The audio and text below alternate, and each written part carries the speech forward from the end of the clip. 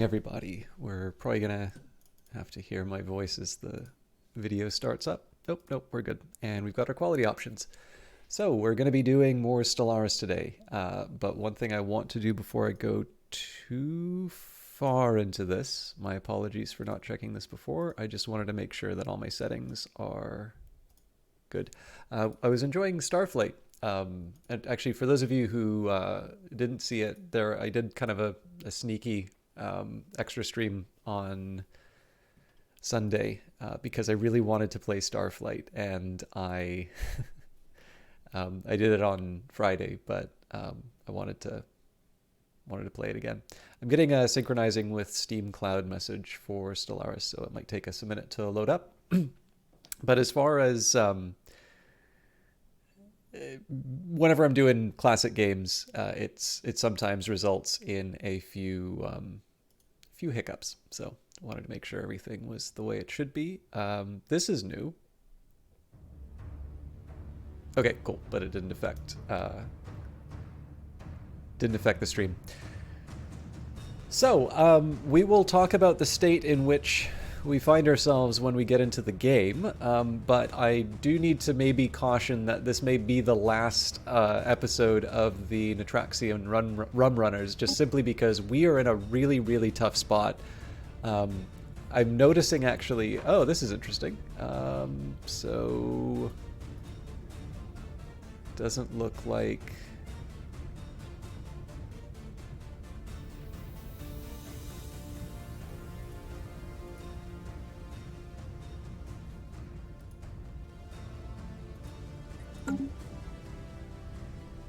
What's going on?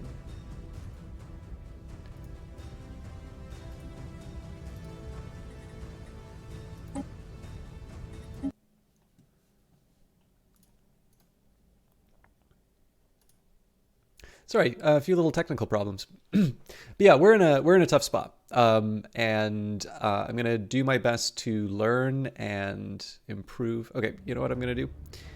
I'm going to...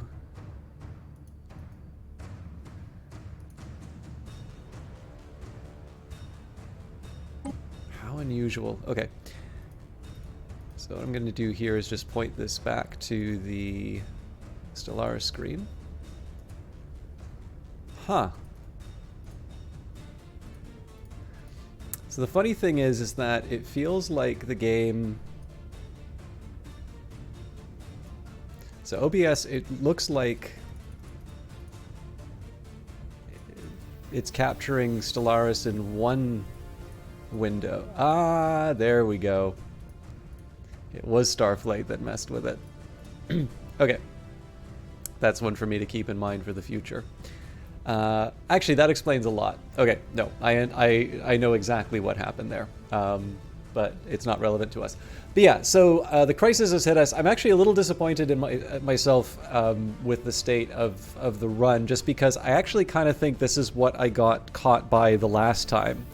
And I have some ideas about why I'm particularly prone to this mistake, but we have to deal with it. And it's I'm in a bind. I thought a little bit. I didn't spend the entire week sort of plotting my revenge here. I put a few thoughts. I haven't fully customized the ships. But I did put a little bit of thought in terms of the different priorities. Like I threatened to do a spreadsheet, and I didn't actually go that far, but I did put a little bit of thought into what I kind of know about the Unbidden, and I'm making some best guesses in terms of the approach that we will want to take. And this is just an opportunity for us to sort of learn. This is one of the things that I like about Stellaris, or really most games that I play. If I can get beaten and have feel like I've learned something or moved on, then that's generally good. Sometimes I do feel there's a tendency in Paradox games where I'll get beaten and I'll have a little difficulty of identifying exactly where things went wrong. And that does sometimes make me feel a little disappointed, just because of the amount of time that I spent on something that sort of appeared to be futile. But I don't tend to feel that way in terms of Stellaris, and I'll definitely talk about what went wrong on this. But just in terms of the overall view about what's going to be happening with Stellaris, there is a new DLC that's going to be released this month, Overlord.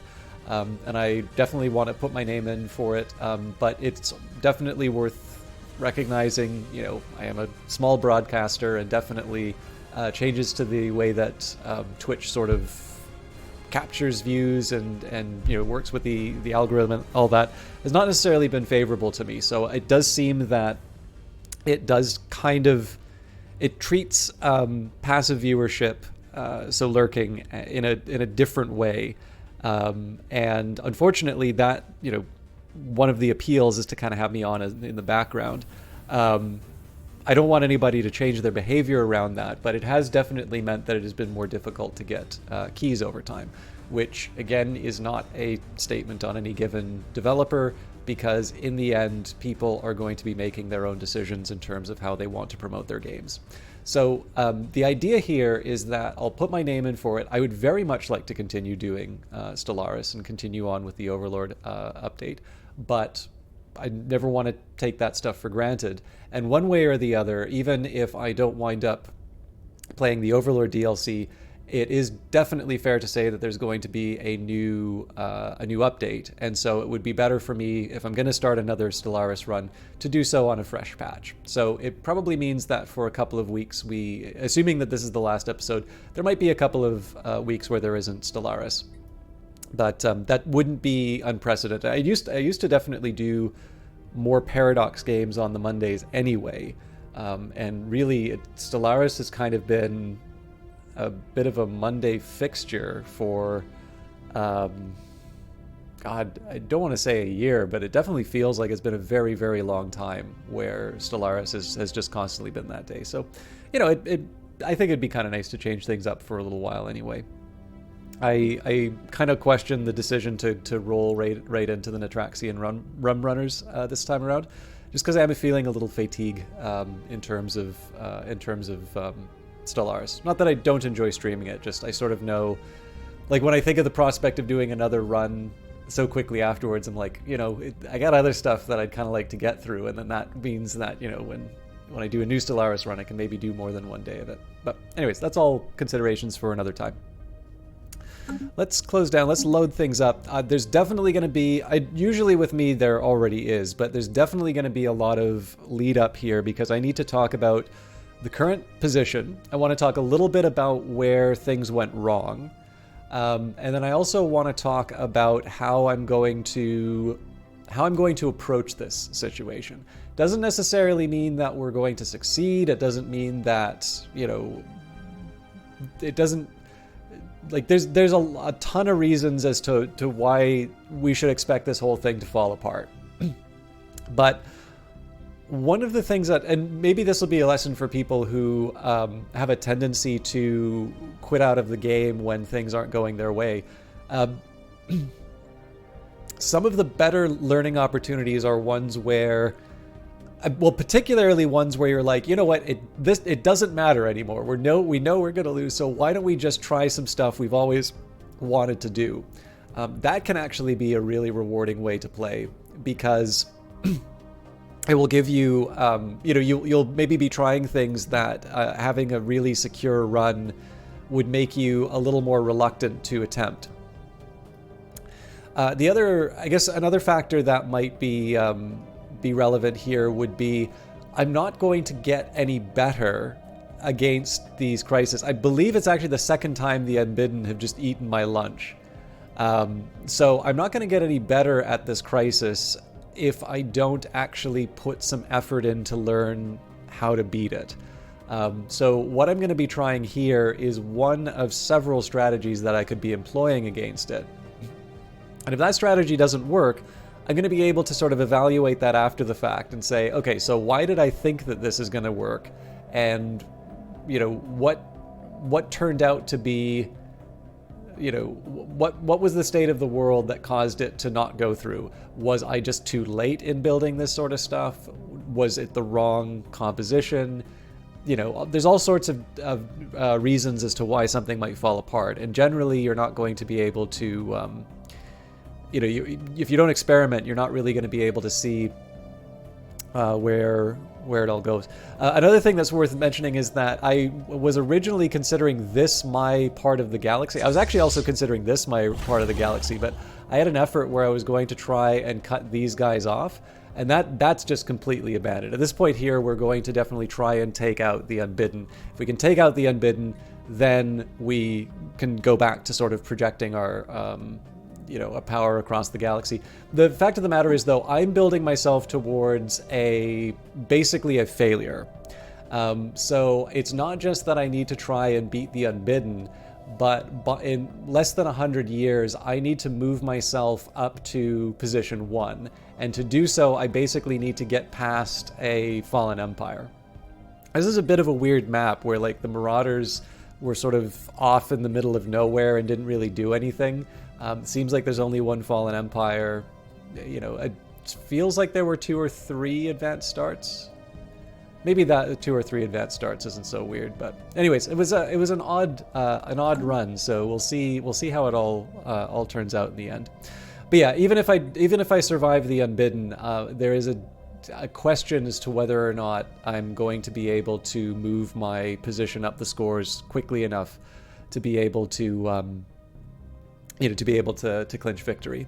But like I said, it's not always about winning. So where did we go wrong? I guess is one question. I don't think you can predict the crisis, but it is fair to say I have a strong tendency to ignore the passage of time in this game. So, the game ends in, 2500, I run into the same problem in Civ, or in this game that I do in Civ, where I will sometimes go into I like building my little empire. I like, it's like Sim City, but on a much, much larger scale. And it can be fine. Like, you have to defend yourself. You need to try and work around some problems in that. But generally, you're able to get through that. And then once you start playing on harder difficulties, or when certain events happen, you sort of realize, oh, actually, yeah, there is a military part to this game, and I do actually need to focus on that. Otherwise, I'm in a lot of trouble. So for a very long time, we sort of coasted. I kind of treated it. I traded things like I was going to have forever to put my plans in motion. So, we completely eliminated the navy of the Loxon-Grakva Royal States, and we absolutely would have vassalized them had the Unbidden not shown up. But the Unbidden did show up, and this now means that not only do I not have the opportunity to try and vassalize these guys, but I have there's one whole empire, a reasonably strong one as far as the game was concerned before we kind of broke them apart. This is now something that can't be used against the Unbidden. So that's a bit of unlucky timing, but certainly I can keep an eye on the year and maybe say, okay, so there's some endgame stuff that's coming up here. I probably need to move on with it in terms of getting certain things done. I did try to overcome some of my expansion. I know empire size changed a bit in the middle of the playthrough, so I did my best with what I had there. But I sort of feel like I didn't really build my navy to sort of an endgame kind of navy. I feel like I probably could have put some more effort into that as well. So one big factor just for me, and one thing I want to maybe keep in mind for future playthroughs, will be I need to keep a much closer eye on time. There's not an infinite amount of time to play this game. There are some milestones that I probably want to be hitting, and I want to maybe just keep a better idea. Like I kind of want to keep some indicators in for myself in terms of just saying, am I doing what I need to be doing right now? Now, one huge blunder was the decision to keep the fleet at this base.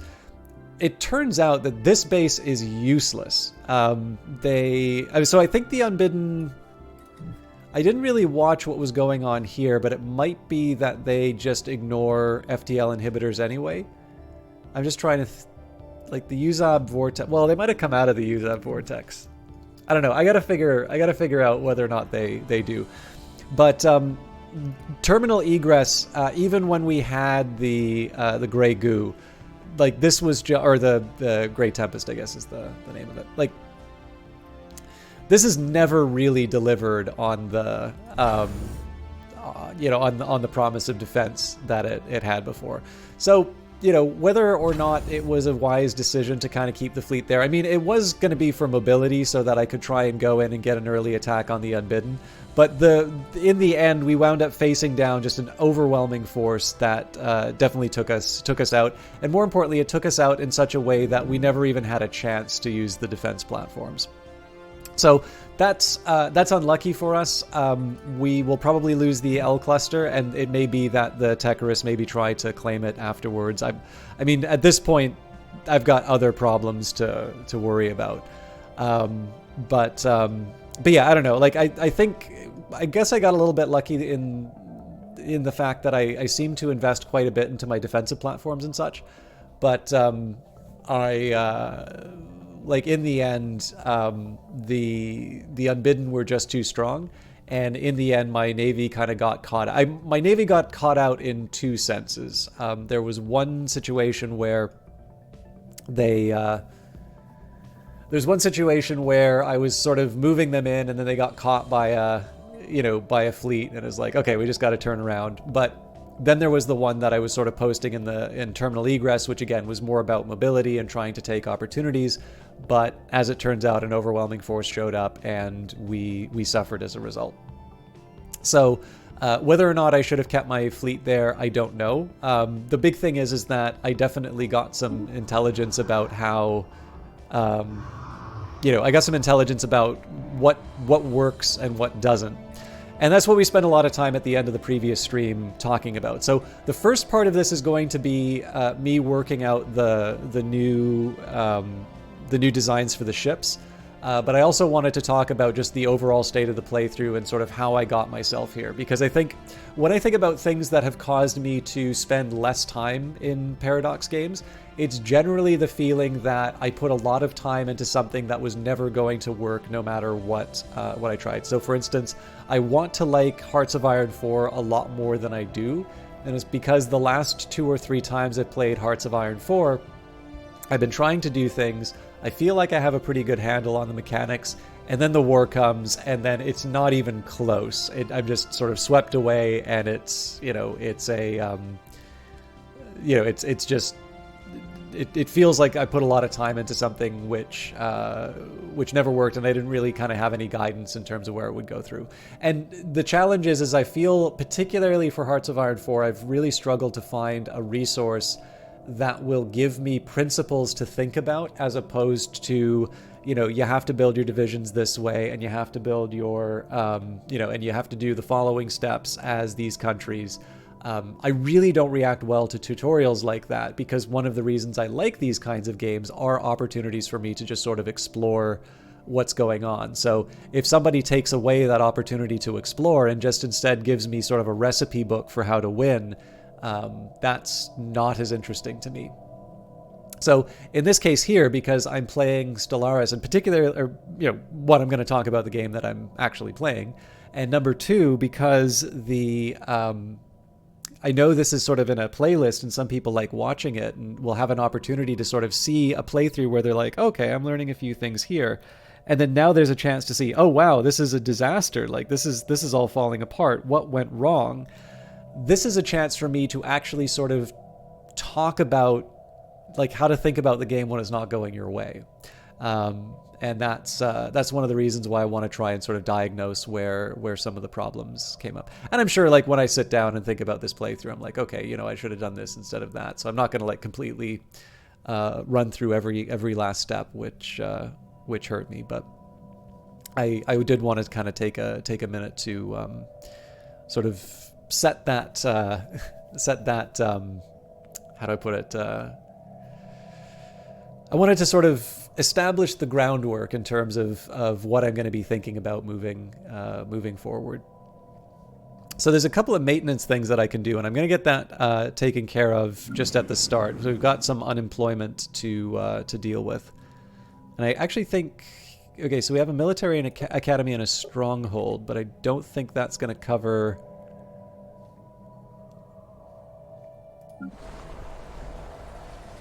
Yeah, I don't think that's going to cover everyone. All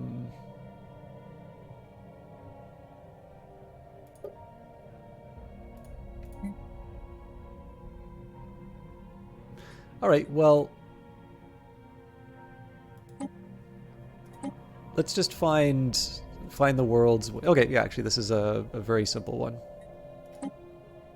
Oh.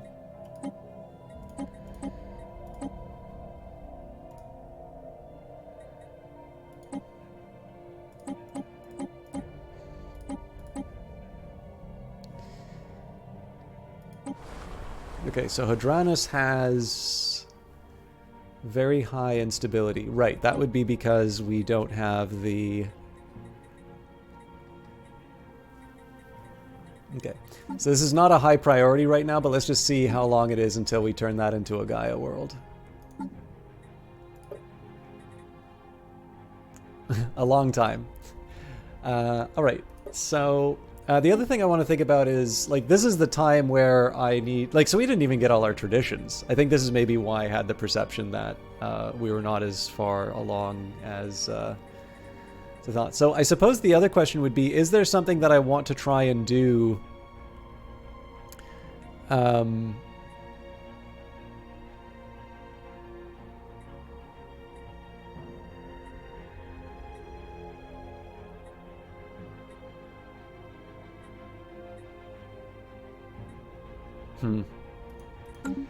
Yeah, I don't know. There's nothing there that'll directly help me against the Unbidden, so I'm gonna hold back on that.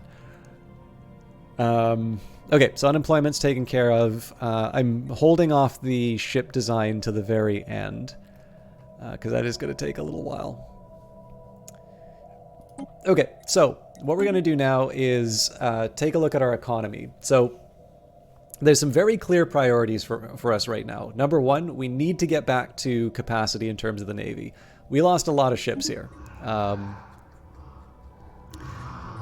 So what I want to be doing is, I don't need to build an empire right now. I need to hold what I have. Now, one of the worst things that I could do right now would be to dump all of my energy credits into additional alloys, because it's already really, really high in terms of a cost. But what I can do is that I can pull back on some of the purchases that I'm making. And what I can do is I can redirect that cash towards purchases. Oh, I see here. Okay, yeah. So I'm gonna have to pay through the nose, but it'll get me what I need. So I'm gonna raise the price for that now. We'll see where we are with energy credits. I definitely want to change that number, but I also want to sell off any surpluses. So food.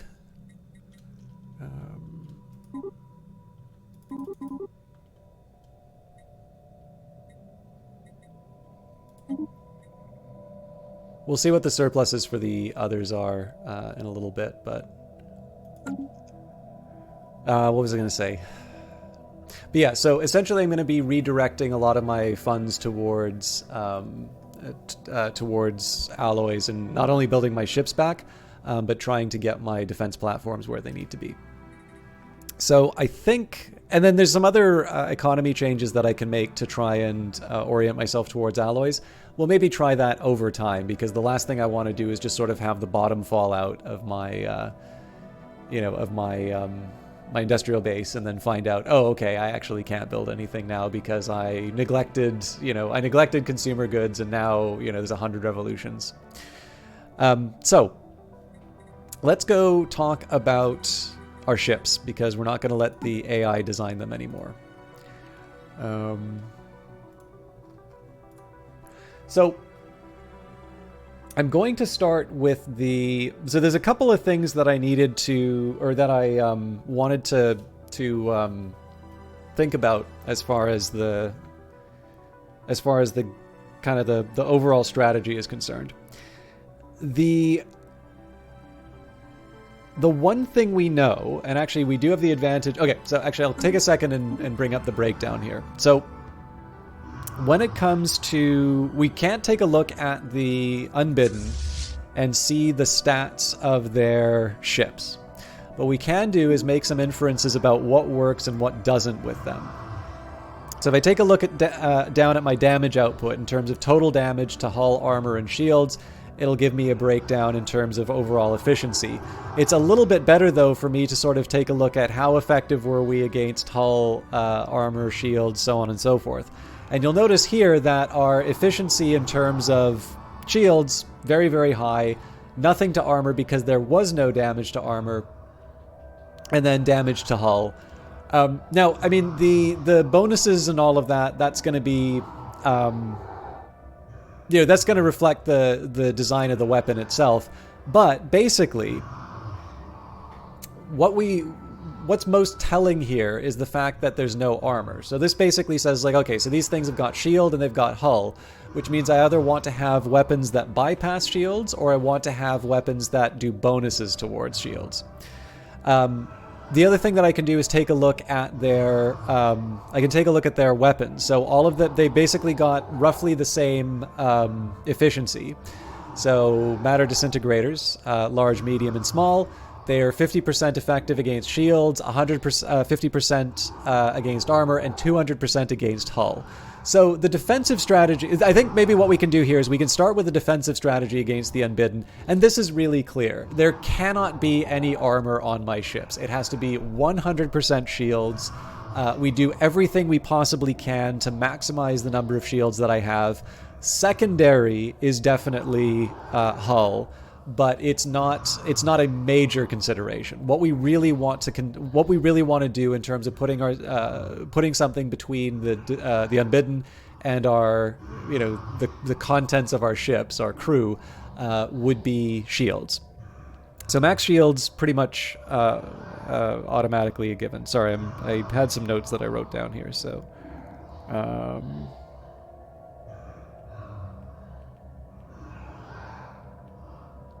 So then the other thing that we said was, okay, so if we want to try and break through the Unbidden shields and damage their hulls, that's all well and good. But like, how are we going to do that? We have multiple options as far as weaponry is concerned, and that's going to be sort of the substance of how of what I'm going to be thinking about here. So one thing I definitely want to do is make sure that that damage number is as high as it can be. But on top of that, there are a few other considerations, such as whether or not I want to be doing sort of missile attacks and so on and so forth. But I also want to be thinking about like overall fleet composition. And one principle I've sort of thought about here is, in addition to sort of maximizing the damage, I want to be thinking about engaging them at the farthest range that I can. Now, I'm kind of two minds about this, because if I recall correctly, the kinetic... Actually, this might be an endless space thing. I kind of felt like kinetic weapons might be better at close range, but it might actually be a size thing as well. But anyways, I don't really know what the distance is on the Unbidden weapons. But it seems to me that if I'm going to, like, they're going to close, so either it's long range versus long range, and there's really, like, there's no difference, right? If it's long range versus short range, that gives me a small advantage while they're trying to close the distance. And if it's short range versus short range, it's sort of the same deal again, right? Where we try and move in, but, we don't have any advantage. So basically, I guess in this case, what I'm trying to say is that I can't see a reason as to why a long-range approach would hurt. I can think how it would work for me, though. Because again, if we take a look at lasers... Actually, maybe one thing we could do is just take a look at, for analogy. So if we take a look at a small laser, its range is 40, plasma cannon 40, phase disruptor 30, Gauss Cannon, oh, 50. Okay, Stormfire's 30. Energy Siphon 50. Okay, so... Huh, that's funny.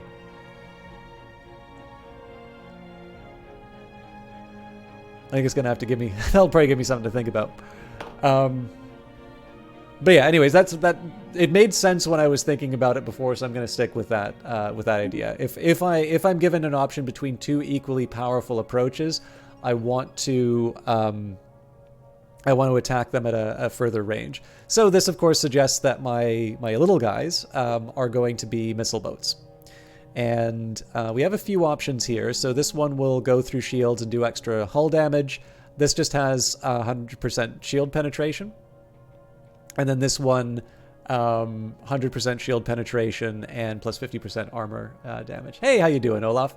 I'm still reeling from the terrible defeat in Starflight because I'm gonna be clobbered in Stellaris. No, I'm doing okay. Feeling a little groggy, but trying not to let that come across on stream. How are you doing? Okay, so 17.6. Is it really Devastator torpedo that the?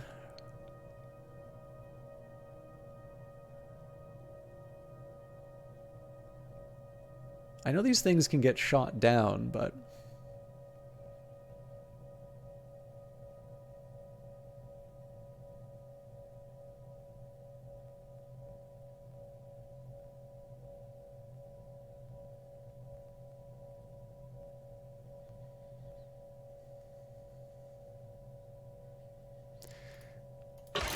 So one thing that makes me feel a little uncomfortable about this is that if the Unbidden are able to shoot down...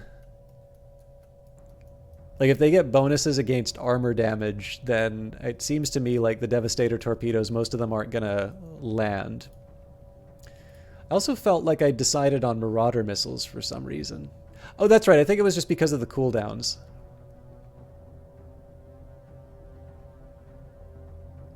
Swarming them wouldn't be a terrible idea. Yeah, I'll stick with this. Bit under the weather? I'm sorry to hear that. And then we'll follow up with a Stormfire Autocannon. I feel a little uneasy about this because this is definitely like a really close range one. But you know, it is what it is, right? And it's the highest average damage, and it's really sort of custom designed to mess with the shield. So now we'll put down the hyper shields. We are at minus 64 power, so we pretty much have to choose the reactor booster. And then the final factor that we consider, I believe all of these are pretty much constant, but I need to decide between swarm or picket. So charge straight at enemies and try to deal as much damage as possible from point blank range, or this ship will advance to close range and attempt to intercept the enemy. Seems to me like we want to adopt the picket. So we'll overwrite that design. Now, that's the easy one because there's only one configuration. What gets a little bit harder here is, like, what do I do with my destroyers and cruisers and like the ships with the other parts? So, one question would be, it's like, okay, well, if we consider artillery, one thing that appeals to me here is this kinetic battery. So this is like that Stormfire Autocannon. The difference is that the range is 120. So this is something that's really gonna, like, really give it to them. The neutron launch is also really Actually, hang on. It doesn't list a hull. Oh, but it's an energy. Yeah, so it's not good on shields. Sorry, I thought this was something different. So yeah, we have the option between Gauss cannons or kinetic batteries. Oh, the Gauss cannon actually does more damage. But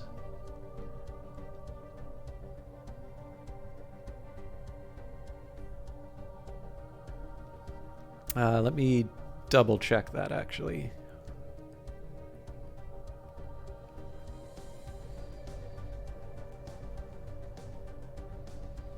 So 4393 when I factor in the hull damage.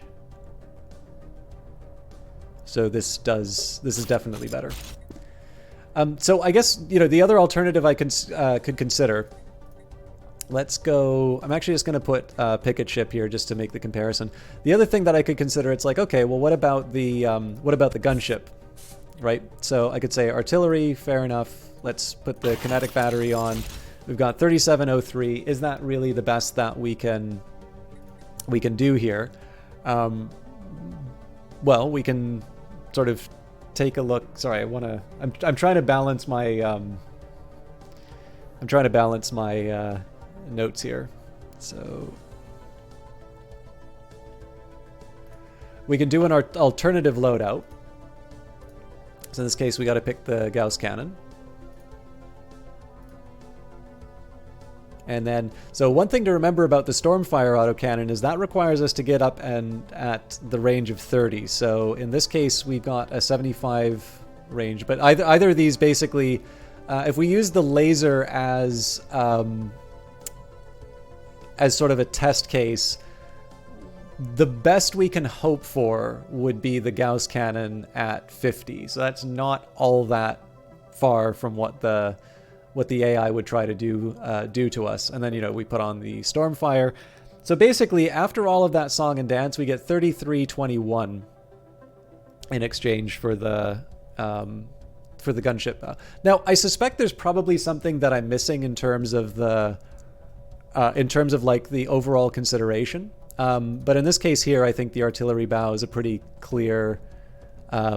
I think that's a pretty clear choice for us here. Not least of which because the kinetic battery is a particularly powerful weapon against the enemy. Now, you can kind of, in terms of picking the second section, you can kind of get it from the name. So it's either interceptor ship or gunship.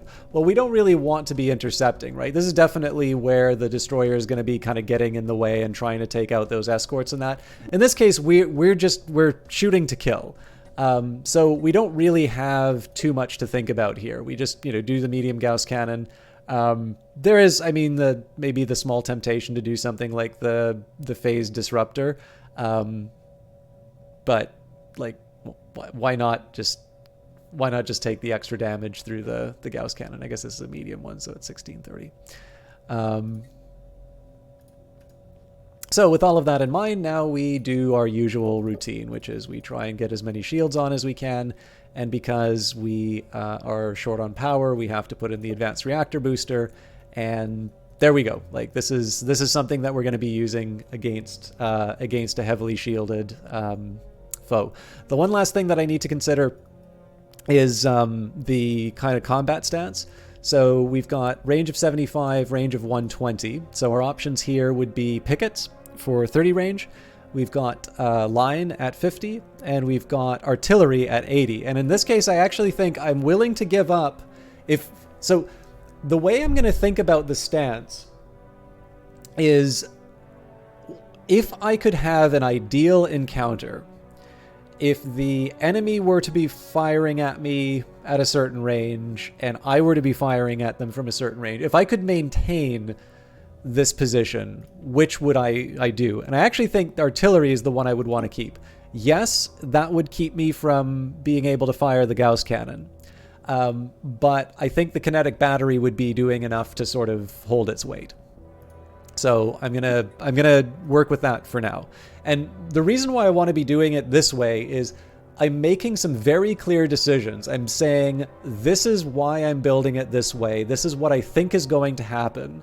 If it doesn't turn out, I can turn around and I can say, like, one thing I will be able to do later on if I wind up deploying some destroyers, I'm going to be able to look at the combat breakdowns and say, so how well did those destroyers actually do? Like, did the medium Gauss cannons actually produce anything useful? Or was the fact that I kept everything kind of back, did that just make them less than useless? How that's possible, I don't know, but there you have it. So again, we're faced with a little bit of a dilemma. There's a reason why I sort of built, I'm kind of going up from Corvette to Destroyer, is that I have only so many degrees of freedom with Corvettes and Destroyers. Cruisers and Battleships are ones where I have lots of things to sort of work through, but I'm going to be able to make some decisions in terms of, okay, well, what priority do I want to do I want to work on?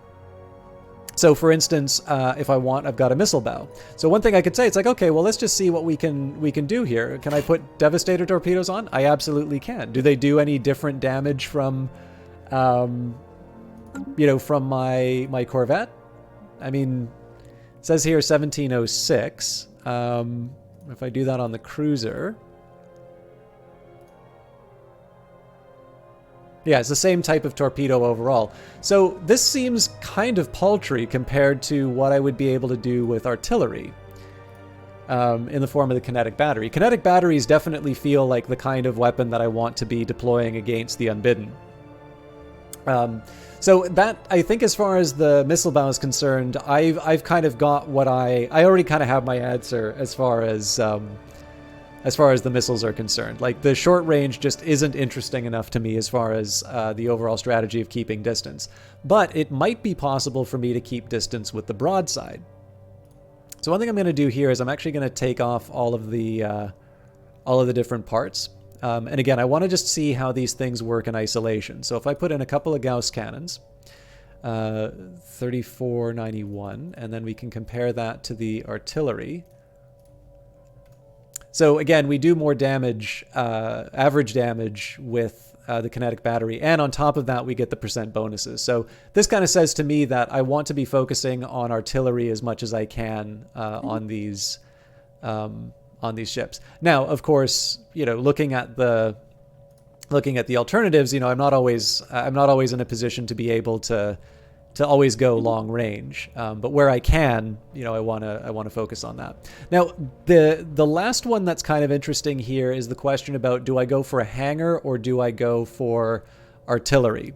Now, artillery is really tempting because of the medium and the large, but there is one thing about the hangar, and that is the advanced strike craft, which have 100% shield penetration and do a direct 40 damage. Now we can contrast that to the kinetic battery, which is 35.15 damage. So even, and again, they're going to have to go through the shields for that. So even with its 25% bonus to the hull damage, oh wait, sorry, it's 43.93 if I bring the fighters. So no, actually, what I would need to be doing is discounting the amount that I think we're going to be putting on shields. So in this case, the long range is better. The other cost is you need to consider what you're giving up with the point defense. I think in this case, the answer is we're not really giving up that much.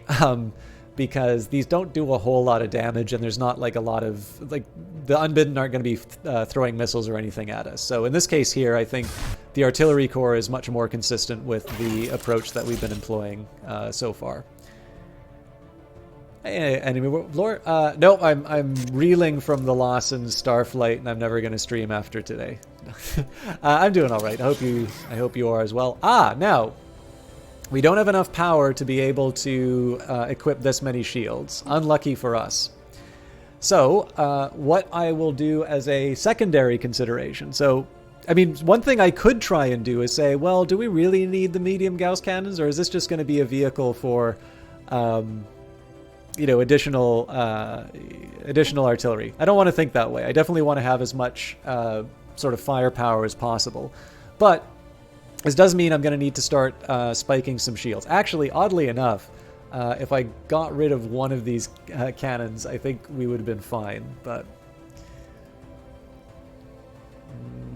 nah, we'll put the 2 boosters. I was debating about the shield capacitor, but I think so. The way I'm going to work around this is just say, okay, well, what we can do neutronium armor, which will boost my armor, or I could do crystal infused plating, which is going to improve my hull points by 660. So in addition to the fact that, or sorry, so the large value, the armor is higher, but what I need to do is I need to discount it for the effect of the unbidden, which again, just as a reminder, is 150.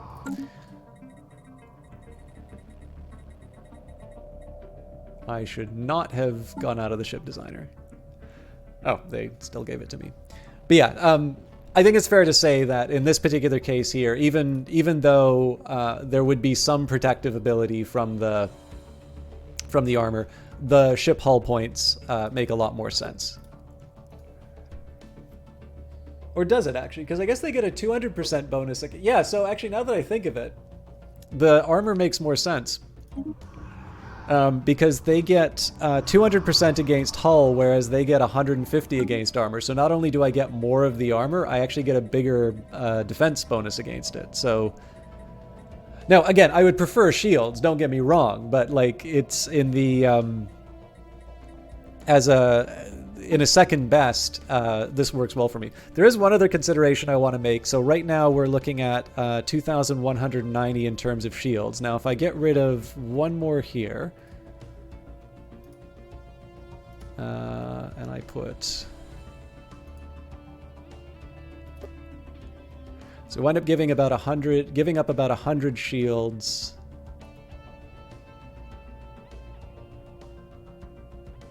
Why am I trying to make this make sense? Sorry, I just need a second here to...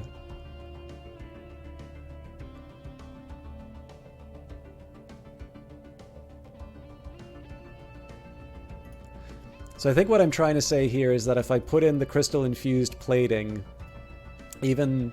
Or not the hull, sorry, the neutronium... I think I'm trying to say if I put the neutronium armor...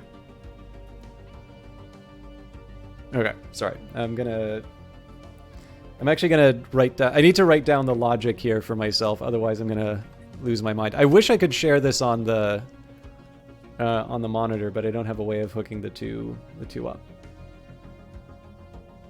Come on. Sorry, I'm struggling with my...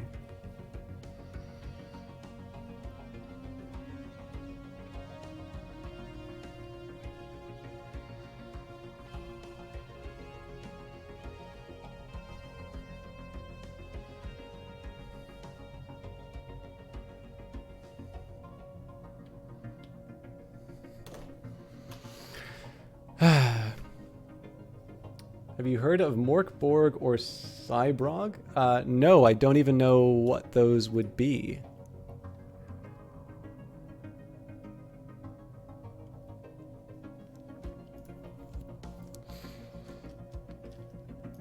Okay, sorry, I'm just going to take a second here. I need to write down the defense.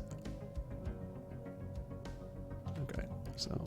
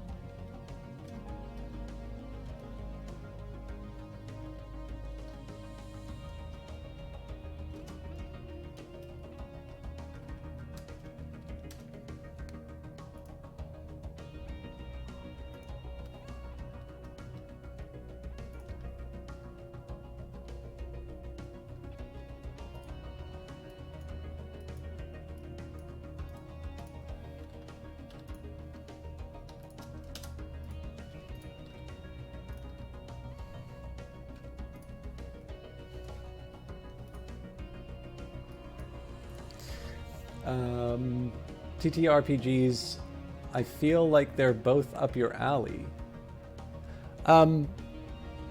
So you're saying like tabletop RPG? You mean like something like I'd play like Dungeons and Dragons or Shadowrun, like not something that's digitized?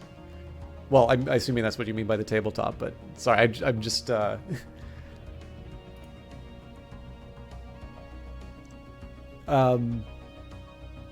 Yeah, I don't have a lot of reference for that, so if you have some more context as to maybe why they'd be up my alley, I'm interested.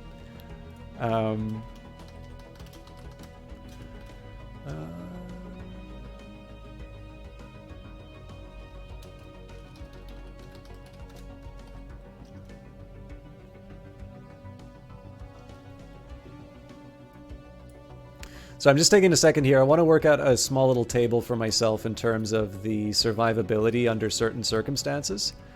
So this thing gives me 1, 2, 3, 4, 5 shields.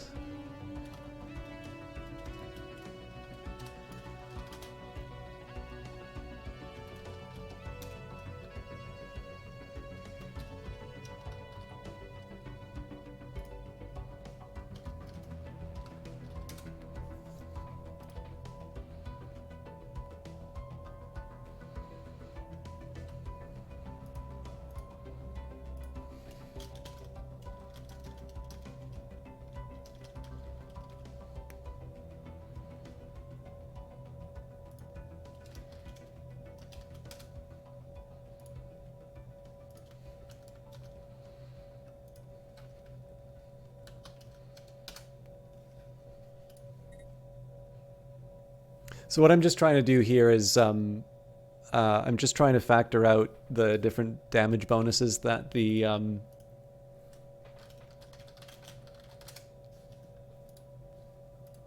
Unbidden get.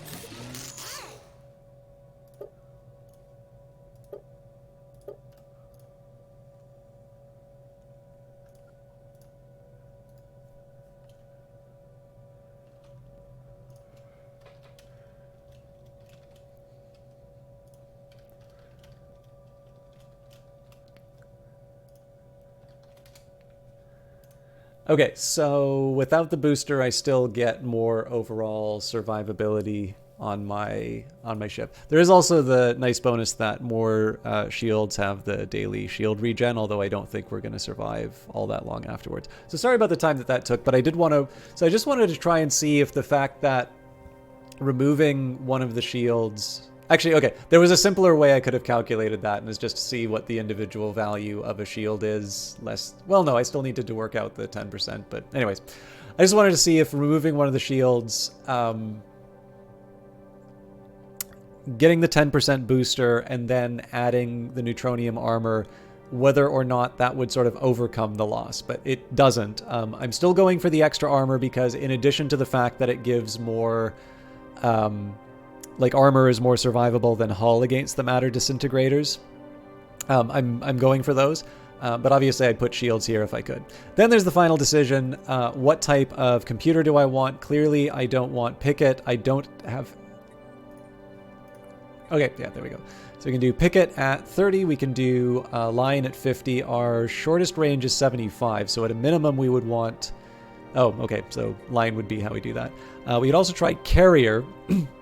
Now, unfortunately, Carrier's just outside the range of the kinetic battery, so I do actually want these ships involved in the battle, but I will put them in artillery form. And again, this is just because I'm running on the assumption that if the enemy needs to close the gap, they're going to do so. Now, there is, by the way, this isn't a costless assumption. So let's say that the Unbidden are actually, they have very long-range weapons, and that... by choosing to pick artillery tactics, I'm allowing the Unbidden to fire all their weapons at me at range, whereas I'm keeping my my medium weapons out of an effective range. This is going to be even worse than than I could imagine, but I don't think. The Unbidden don't really, just the way the ships move, it doesn't really seem like they are a long-range group. So, I am making something of an assumption on that, but it's one that I sort of feel like, okay, I'm going to say that we're going to try and engage them at long range. And if it doesn't work, well, we're probably going to lose anyway. So, Battleship. So this is a little bit of a trickier one just because of the spinal mount.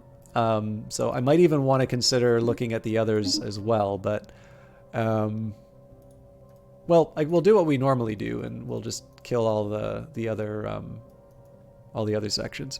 So my options for the spinal mount, we've got the Giga Cannon, which is good against shields and armor. We've got the focused arc emitter. Now that is straight hull damage, 105 worth.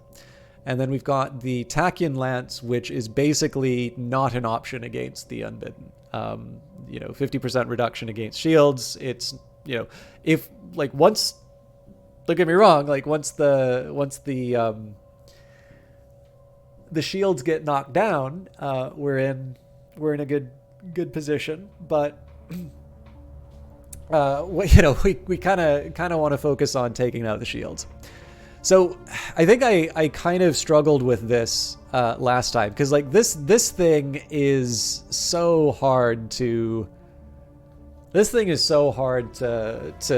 make a decision on, right? So if you look at the average damage, the Giga Cannon does more. The Archimeter has the virtue of going through shields and armor, and in one case it'll be 1 damage and you'll feel like an absolute clown for putting that on your ship, and then the next shot is going to be like 1700 and you just wipe out an enemy destroyer or something like that. I think consistent with the overall plan for I mean, there's a wide range on this too, like 900 and 2600. I think basically my biggest argument for this one is this is just much more in line with what we've been doing with the rest of the group. The only other consideration I would have would be, okay, so like, how does this compare to 2 of the kinetic batteries, right? 73, 64, it's not even an option at that point, right? So yeah, we'll go. I think the original specification was all right here. Now we already know the strike craft. That's 80 damage that goes through the 80 damage that goes through the shields and armor and that. It is mildly tempting to consider the hangar core. So just out of curiosity, I kind of want to see on paper what those numbers look like. So it's 264.10 compared to... Interesting.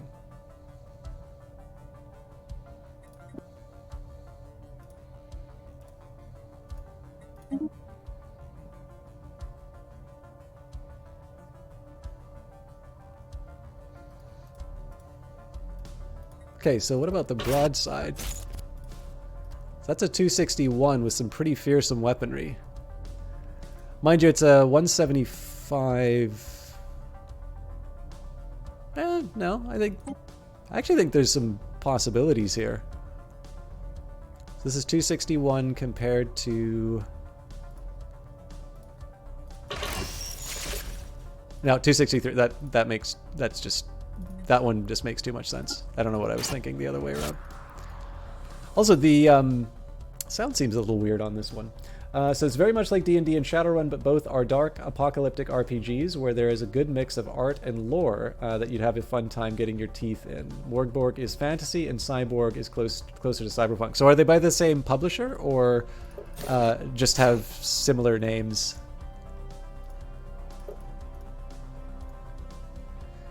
Okay, and we've already answered this question here in terms of what's best, so we put the neutronium armor and hope we never need it.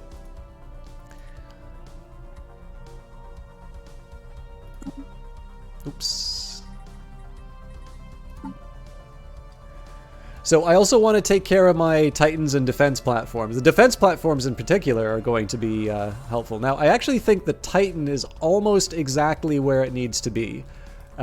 So we don't get any choices here. There's only one option. That's the Perdition Beam.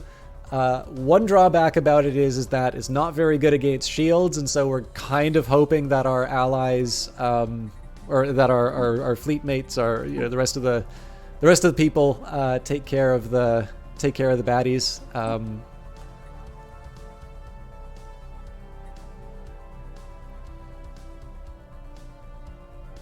I'd almost be willing to do carrier tactics on this one, but I think probably the artillery tactic is better.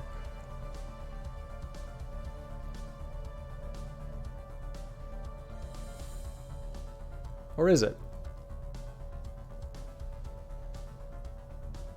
Now I'll stick with it for now.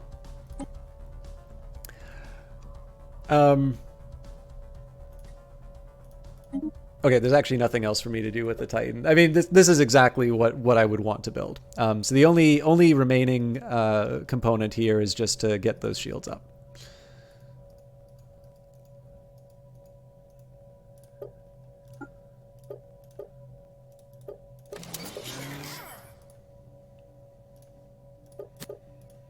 Okay, so we have to give up a little bit.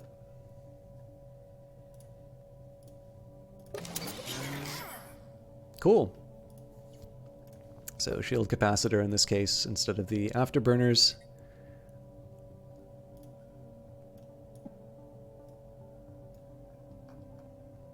And why can't I save this?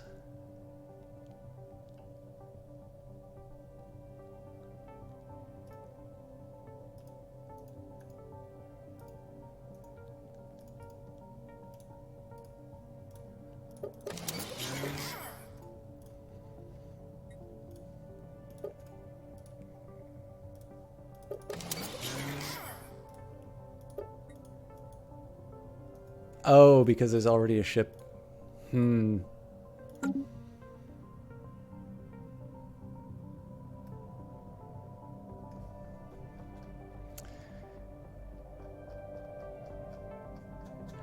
That is a real bummer.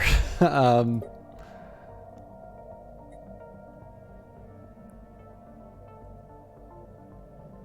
willing to sacrifice this one, but 273 days away from having a new Titan. I feel like I need to just hold off on the upgrade, as much as it makes me sad to do so. That actually feels kind of mean to lock that kind of an improvement. In any case, we will deal with this when we can. So the platforms. This is going to be a little complicated, just because I don't know. I need to kind of figure out where what our options are here. Dodge Viper, you haven't been on Twitch in a while. Good to see you're still streaming. Well, thank you very much for still thinking of me. So that's 15 months. I don't take attendance. I'm just happy to see you back. And I actually had a couple of people from way back when I first started streaming stop by the channel and express some surprise, but not like, not negative surprise that I was still streaming. So thank you for still sticking around and bearing with me. So one option we have is just to try Devastator torpedoes. I want to see, I'm going to get a baseline of just seeing, so that's a 7301. Actually, you know what? Let's just make that even easier. So 3688. And we can compare that to the kinetic battery.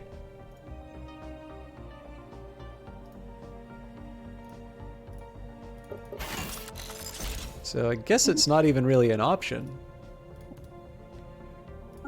We just throw the kinetic batteries on and hope for the best.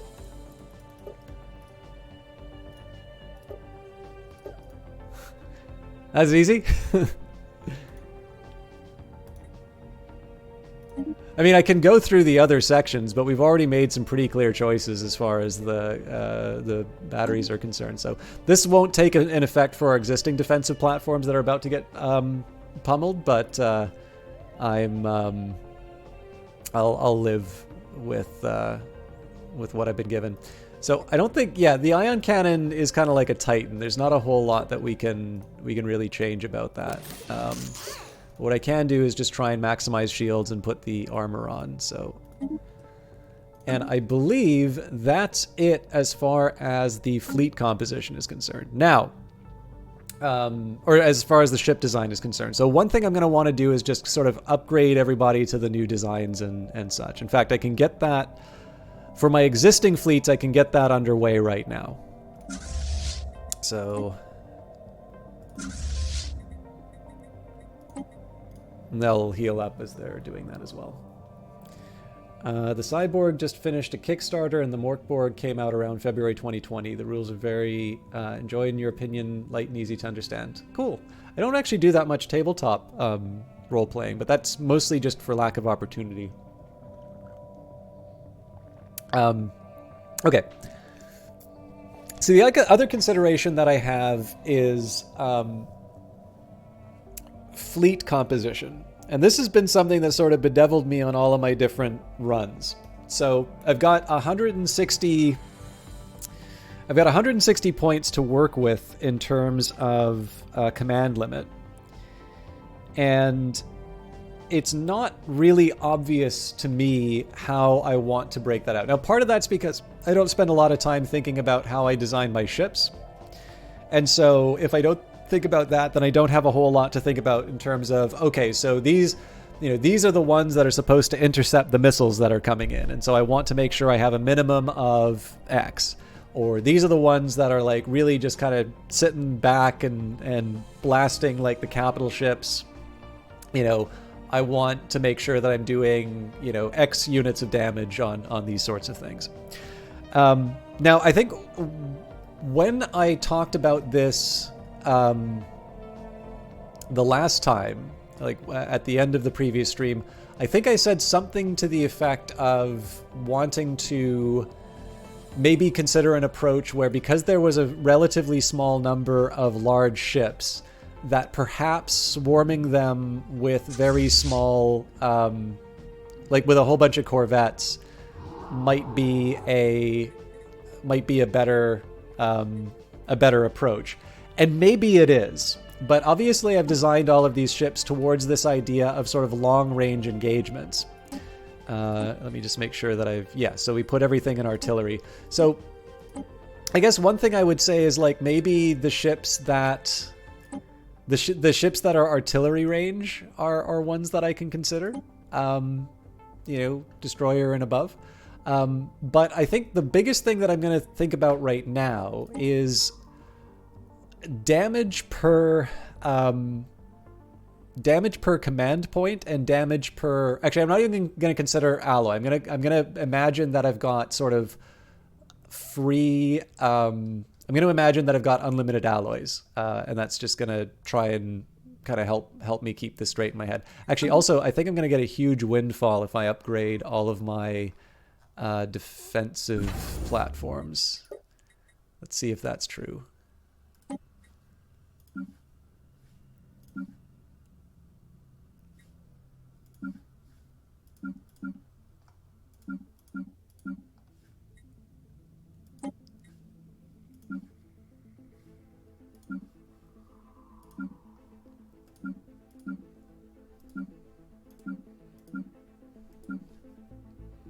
Well, I just didn't have that many to change, so...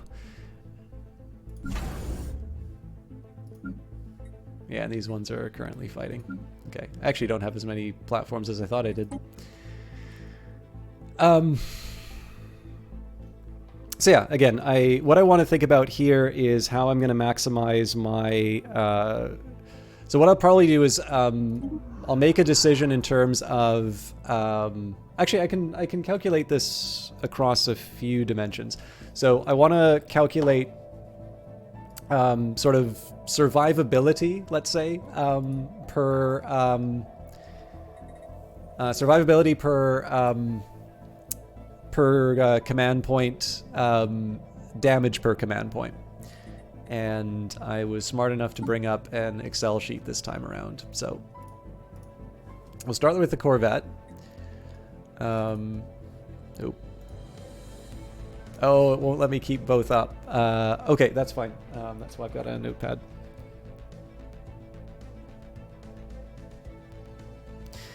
Okay, so 300 hull points.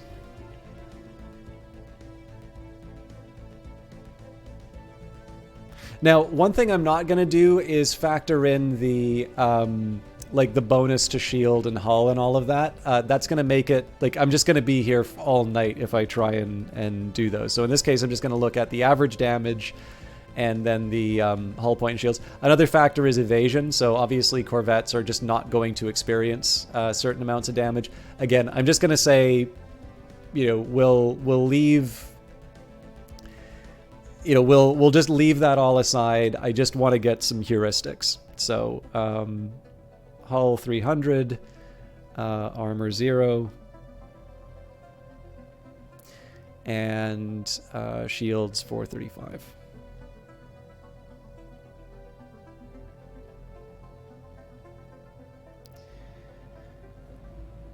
And then damage...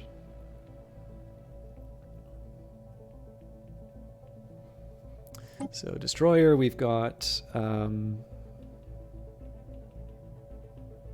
800. No armor.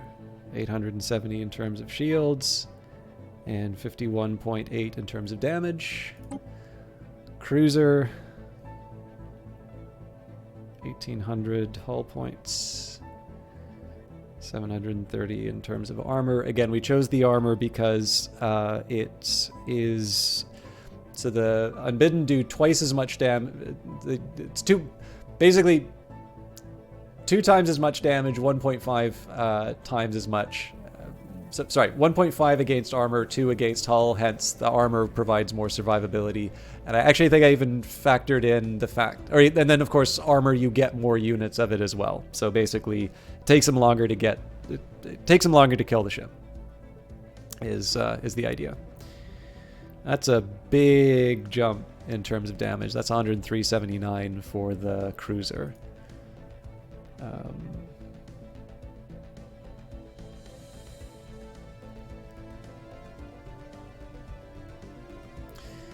3,000, 870 for armor, 350 for shields, 286.45, and we're not going to think about Titans because I pretty much want to have as many Titans as I can, but whether that works or not, I don't know. Okay, so.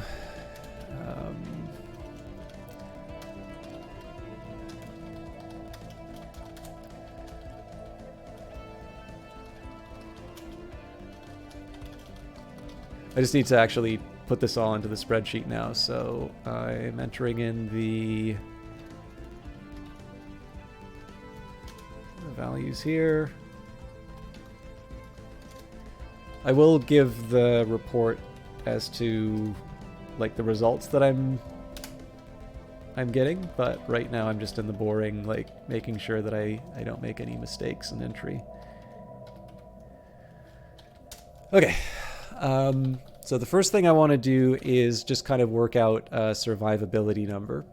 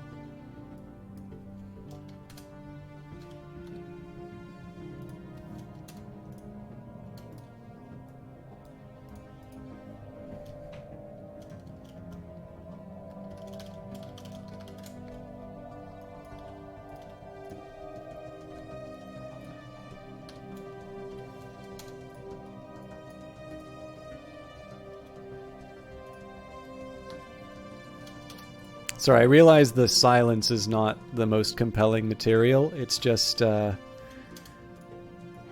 dividing everything by the command points required now.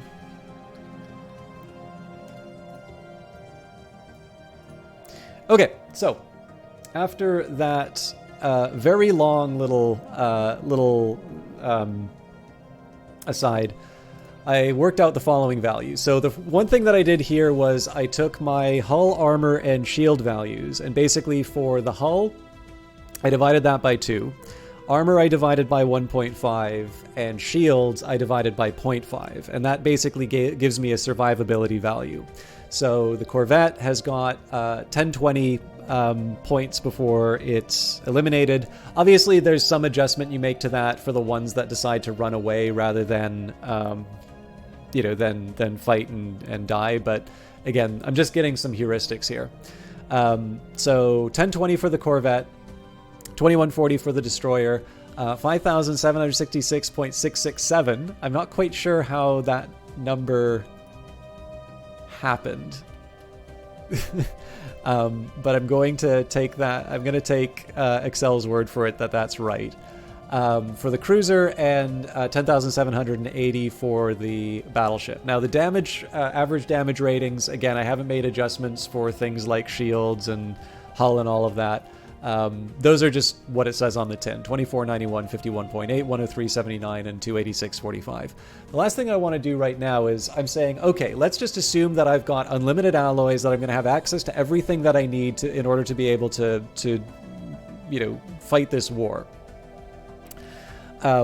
What kind of a fleet do I want to field? And one of the big answers to that is going to be, well, what am I getting per command point?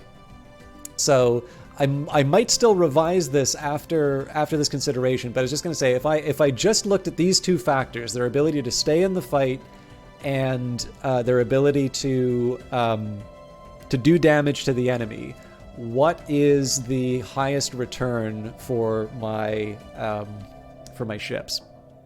So in this case, per command point, the Corvette has a survivability of 1020 and damage 2491. We knew that because that's 1. We divide the destroyer by 2 because it takes 2 points off the fleet cap. So 1070 for survivability and 25.9. So if I have a choice between fielding a fleet full of Corvettes and a fleet full of destroyers, by these measures, I would want a fleet full of destroyers. Now, again, you have the considerations, well, are they going up against a large number of single units? Are they going up against, a little bundle of battleships? There are going to be some other factors that we work on, but again, you gotta reduce the number of dimensions that you're looking at these things in order to make some progress. Next up, we've got the cruiser. Now, this one surprised me a little bit. So the cruiser is actually the most survivable out of all of them. It's 1,441.667. I'm assuming that's actually 6 repeating, but so that was the number for survivability once you divide the total by 4. And then the damage that it does is 25.9475. So in this case here, it's marginally better in terms of damage, but in terms of survivability, it's considerably higher than the destroyer. It's also worth remembering here that as far as the destroyer is concerned, that is a picket ship, is an artillery ship, as is the cruiser. So that's another potential defect for the Corvette, is that it's got to be in closer. So finally we get to the battleship, which would be the most expensive out of these. This thing's survivability is 1347.5, so it's about 100 units less than the cruiser, but its damage is 35.80625. So it's not just that. So it's 100 survivability versus 10 damage. Like the amount that the damage goes up by is considerably more than the amount that the survivability goes up by. And so in this case here, if I were to look at only these two dimensions, what do I care about more? Do I care about staying in the fight, or do I care about doing as much damage as I can? And I'm pretty sure I've said this 100 times on this playthrough, but obliterating the enemy is a wonderful way to make their damage output go to 0. So this will essentially be my argument for why I want to field something as close as I can to a fleet full of battleships, assuming that I'm able to sort of pull off the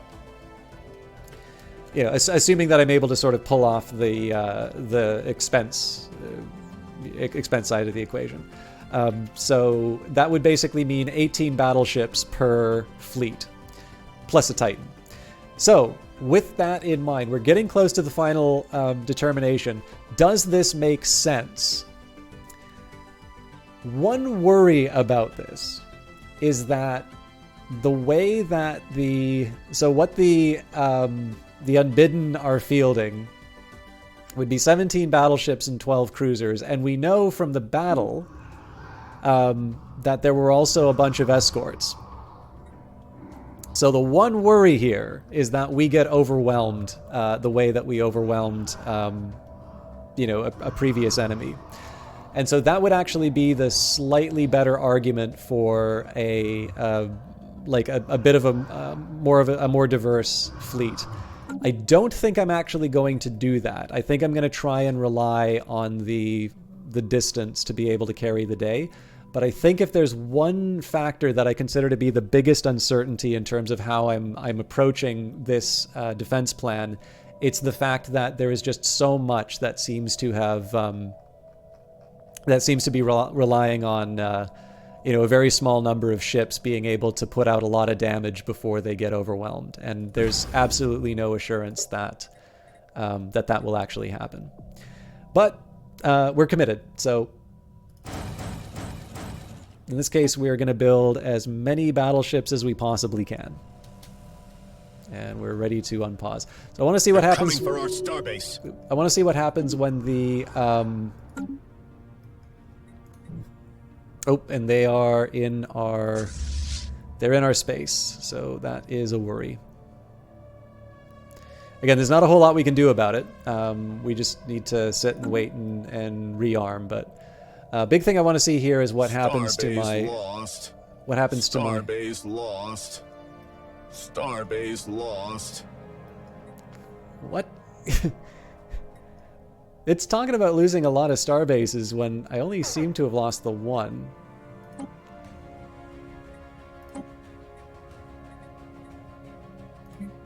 Wow. The galactic community just keeps driving the price up.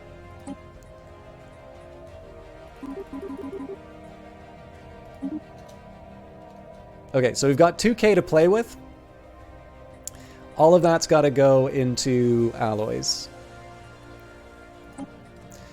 Okay, so what I was originally going to say here was my intention was to do monthly trades to try and stop the price from spiking. It seems like the galactic community has already decided to make the price explode.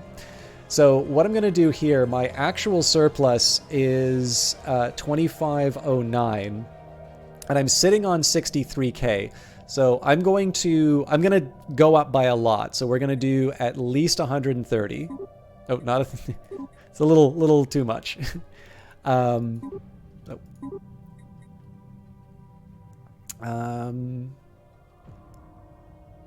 think let's go up to 250.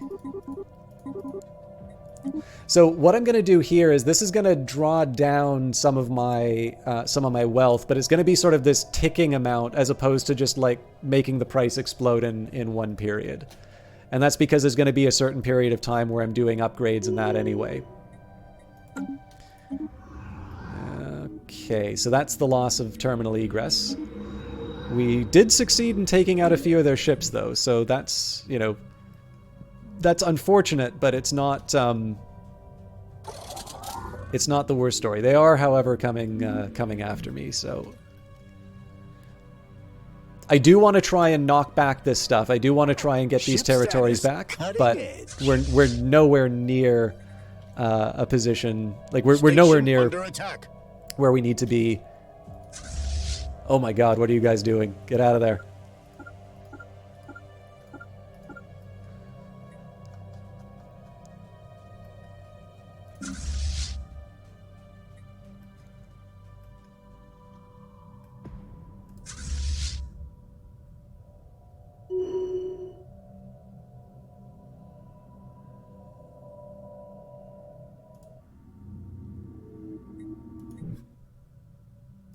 Do we have any, no.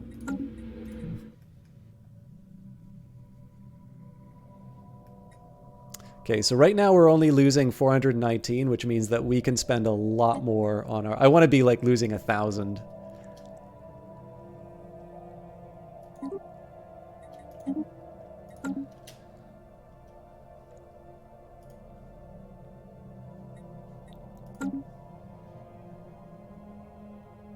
Oh yeah, sorry, there's another thing that I can do here, and that's sell off surpluses.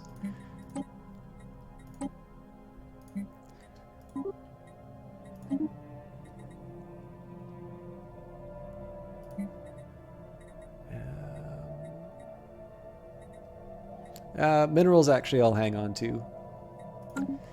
And then there was one other thing that occurred to me that I can do, which I'm a little late.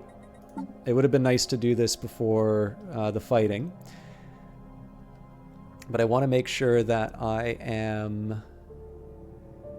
See, exotic gases to shield boost.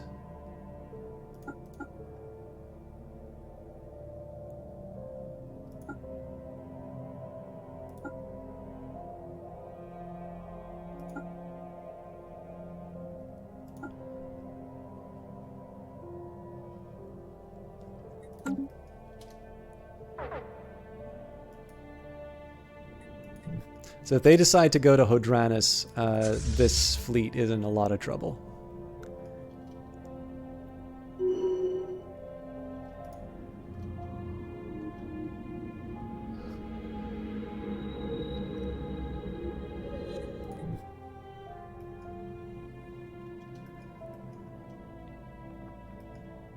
Okay, so losing 2k turn is exactly what I want. Also, I need to start buying... I want to balance out the volatility. So we have enough to sort of... we have enough to get us by in terms of...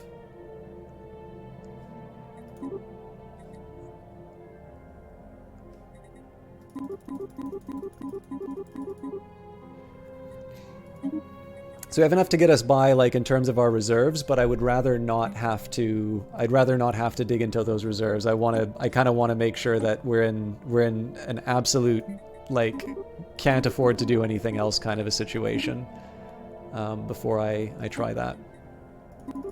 Yep.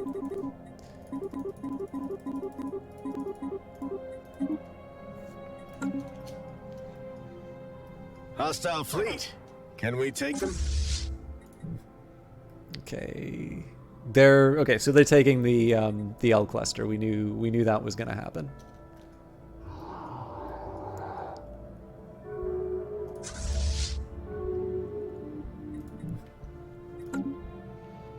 The Omnisequence has joined the galactic community. Is that the rebellious AI? Yes, it is. So a few more opponents to me becoming the custodian. I don't blame them because obviously I don't have a military anymore. But let's just take a second here. Titan's 30 days away. I actually probably want to get building one of those. Yeah, let's wait 30 days before.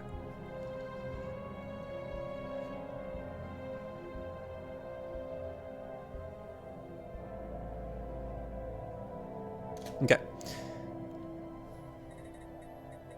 So back to the fleet, not fleet manager.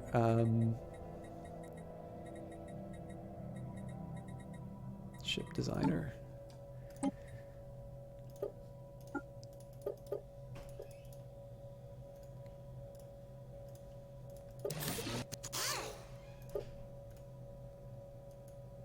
Oh, you're kidding me.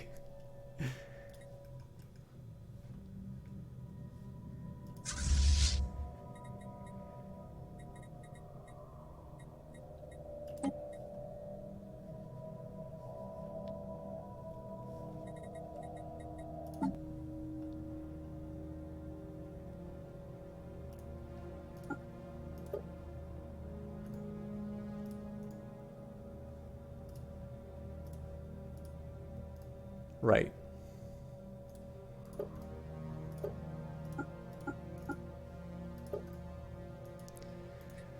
Okay. Finally. So let's get everything sort of sorted out. So upgrades first.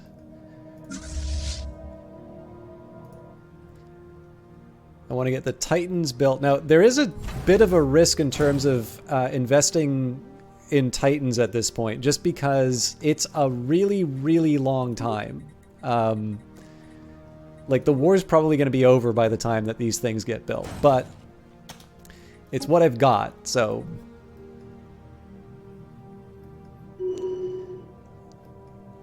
Okay... The locks on Drakva Royal States are closing their borders to me. We still need to wait to get our folks back. The Zakplot People's Union would like to establish an embassy. I'm okay with that.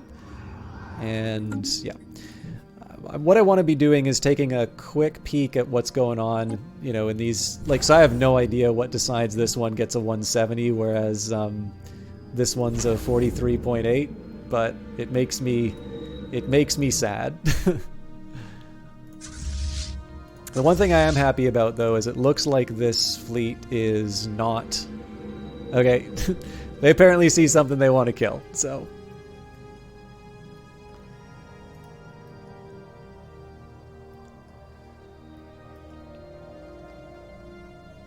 And again, at this point, our main goal is to just get as many battleships built as possible. Ship status cutting edge. I want to get these upgrades out of the way as soon as I can. Hostile fleet. Can we take them? Okay, what's going on here? These, okay, I think I just need to accept that I'm going to be seeing those for a while. We're now at 3K a month, so I'm gonna have a very sudden I'm gonna have like a very sudden drop in terms of purchases. Yeah, we're definitely gonna be running. Whoa!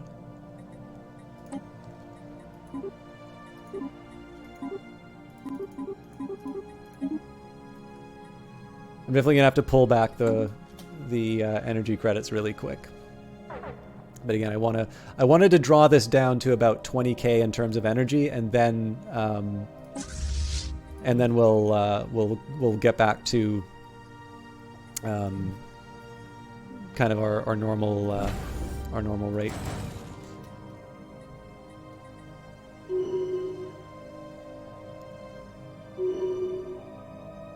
So part of this is just really earning as much as we can and building as much as we can before we have to face down the enemy. I'm happy to see all these repairs. That's a start, but obviously they're starting to go to production centers now, so we've once again gained control of the media system and rebuilt our outpost in orbit around the star. That's surprising, but I'm happy for it. We're definitely going to get cut in half with the loss of Hodranis, though. And the Nar Consciousness have entered into a defensive pact with the Tecarus Link. So if I wanted to try and take one of those out in order to become more powerful than you can ever imagine, pretty much lost any hope of doing that. So I think next month is when we have to cut back on the purchases.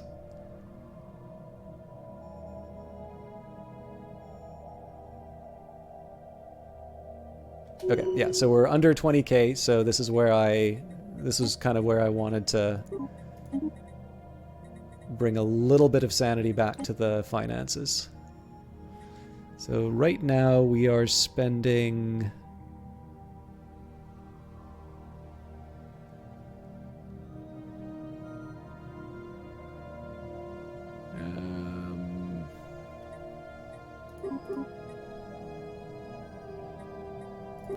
let's bring that back down to 100 and see what happens.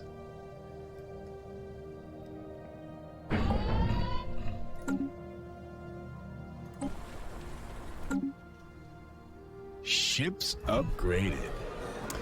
Following a long period of growing support for the Union of Traditional Values, the Zakplot People's Union has finally embraced the faction, adopting their core values and policies. As a result of bringing this faction into their government, they have become more outwardly spiritualist. So I would love to do something about the situation on Hodranis, but we're not quite ready for that yet. Okay, so we've got a little bit more wriggle room for our purchases. So in this case, we will go up to I think we'll actually spend another 300 on this. So 15 doesn't seem like it'll really move the needle, but when you build that over a couple of months, it adds up. I'm also going to move these battleship orders down.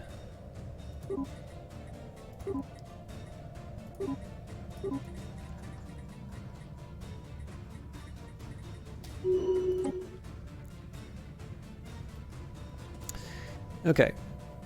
Oh.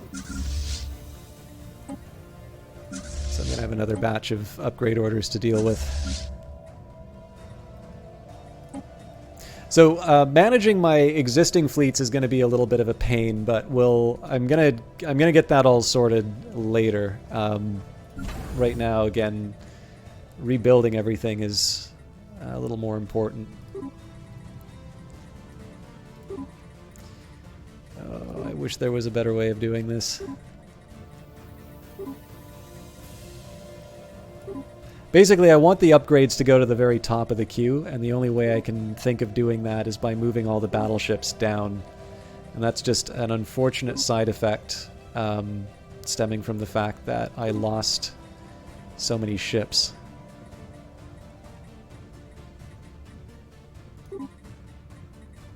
Or, well, it's not so much losing all the ship, but it's the battlefield defeats. So I had a couple that I couldn't put in the upgrade queue until now. That's a little surprising there's so few ships upgrading.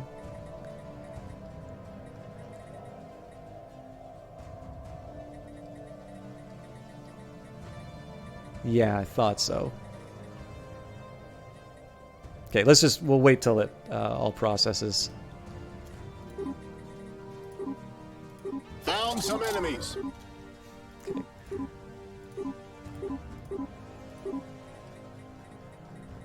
Hopefully that's the last of it. There we go.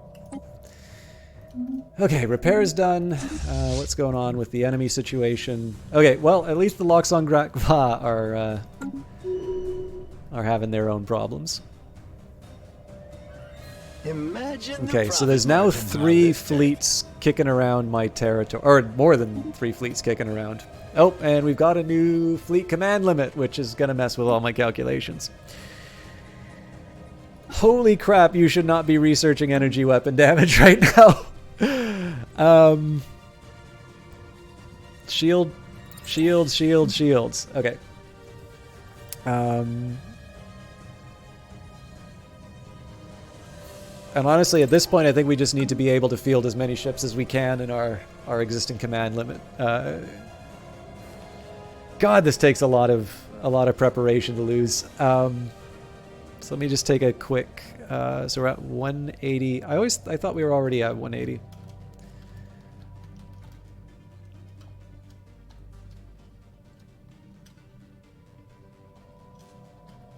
So just give me 1 second here.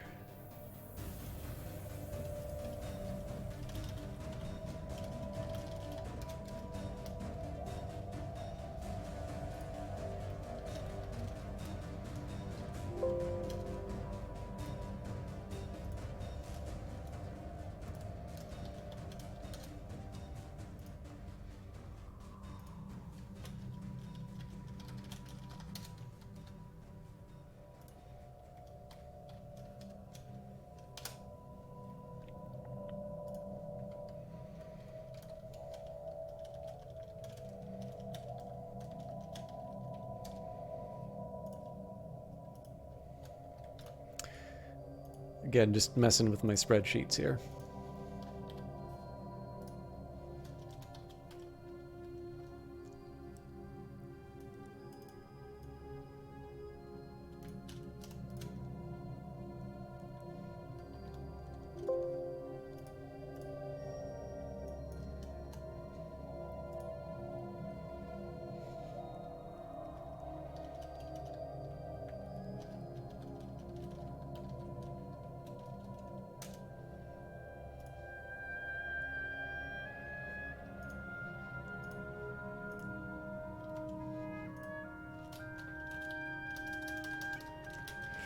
This is a pain. Okay. I think I know what my new fleet designs are.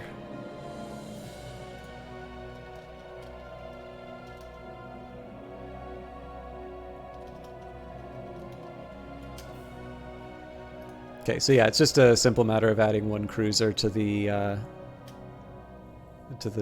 Ship group. status cutting edge.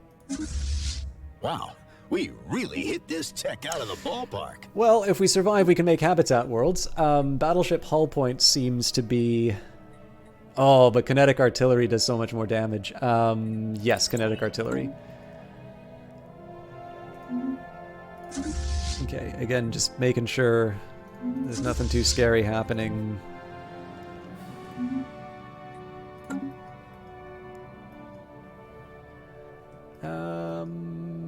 All right. So first order of business, how are we with our fleets? So I got 2 Titans in here. I got to kick one of them out. So one of these is definitely going to resemble one of the more conventional fleets. So, you know, it's overweight on battleships. I can live with that. You know, 6 cruisers. Look, that's fine, right? I'm not gonna like dismantle ships at a time when we really need them.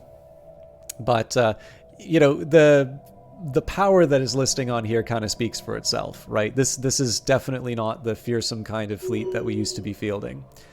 And I need to, you know, I need to be hoping that some of my numbers make sense on these. One thing that's worth remembering too, like, I can't be too happy about the Loxongrak Va getting eaten by these guys, because if it gets, like, I'm next on this path, right? So we'll see where this goes. It also looks like I'm still making too much money, so I'll buy some minerals just so that I'm still in the black, but I definitely want to be putting more into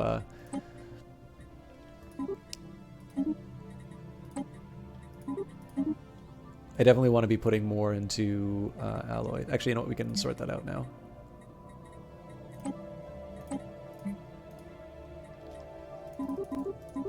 We'll make it 100. We'll add another 15 and see what that does to the numbers. And while it's not the most important thing for us to work on right now, let's get another governor in here. We'll make... It's the youngest and they like slaves, so... Okay, well, we're still making money, so... I think we found an ideal number for the alloy purchases.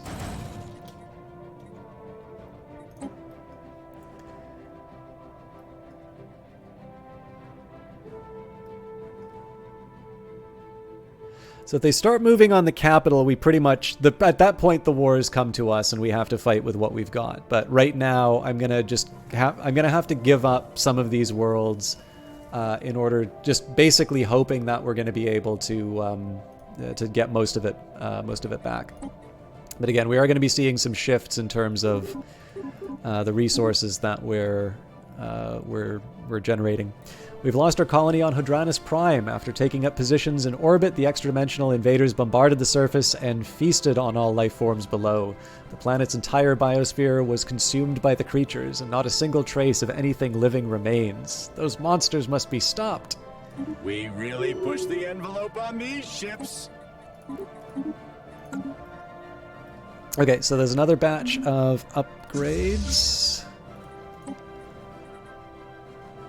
Yeah, so more goodies. Starting to see the numbers go up, but again, not necessarily the sort of thing that we would expect to fare, at least in terms of numbers, not the sort of thing we would expect to fare well against the extra-dimensional armada. We want to try and take opportunistic fights where we can. Leviathan defeated. The Tecarus Link has vanquished an ancient threat in the distant Polygar system.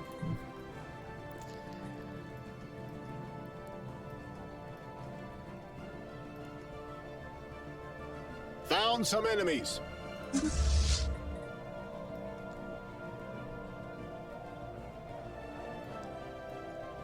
Ship status cutting edge. Okay, so I don't think I'm going to be able to upgrade these two directly. Yeah. But what I can do is I can strip out the... So what I'll do with the one with 38 points, I'm going to strip out anything that's less than a battleship. Still too much. Oh, hang on.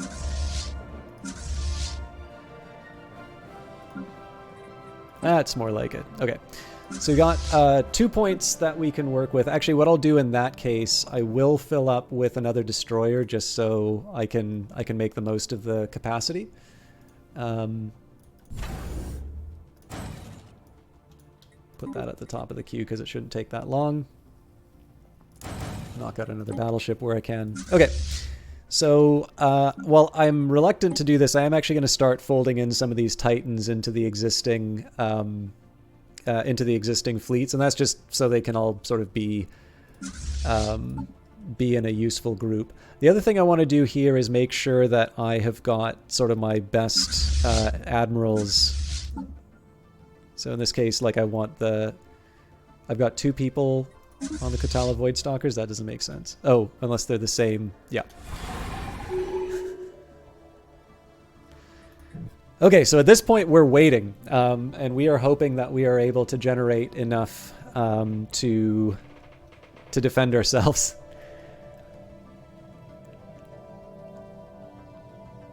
It does seem like they're leading with... it's not their weakest fleet. It's close to their weakest fleet, but...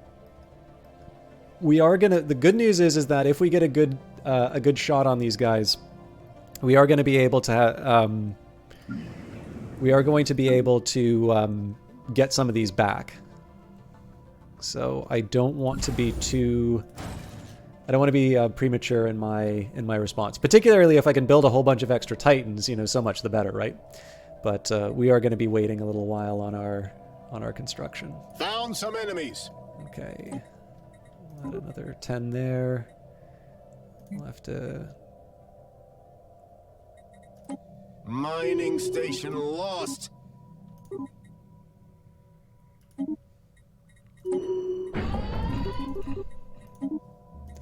Okay, where's the rebellion? Media 3. Where is that? Ah, it's the world that's under siege. So yeah, this is stuff we know we're gonna lose. Okay, now this worries me that there's two fleets doing this. If they move into the Vestalis system, then we go out, like we go and hit them. Okay, so it looks like one of them is. I gotta be very careful on when I time this, because if this thing turns around, we are done. We've lost our colony on Media 3A. After taking up positions in orbit, the extra-dimensional invaders bombarded the surface and feasted on all life forms below. The moon's entire biosphere was consumed by the creatures, and not a single trace of anything living remains. Okay. So how long is it going to take me to build something new? Over 100 days, and the system's probably not going to hold out that long. So...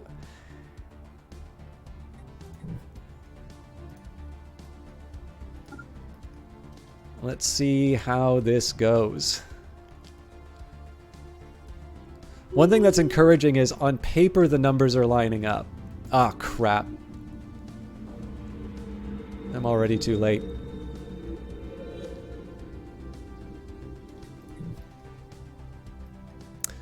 Oh, yeah, we're already moving too. Alright, well. Engaging hostiles. Galactic Custodian appointed. At last, the Galactic Senate has voted to bestow emergency custodianship powers upon the Natraxium Runrunners. In an official ceremony broadcast across the galaxy, we were appointed custodians of the galactic community. As the first among equals, we have been charged with safeguarding the galactic community from all potential threats, be they internal or external, who would seek it harm. We have been granted vast powers in all community matters and can now propose special resolutions. Let's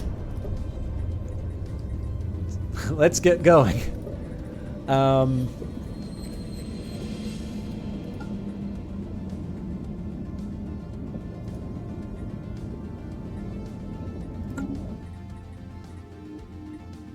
I would love to do, I'd love to seize power, but let's focus on the Unbidden. I don't believe I can make that a,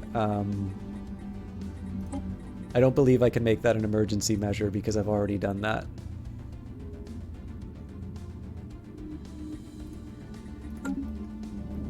Okay, so this is going to be a big one. Let's see how this goes. We've already lost a destroyer.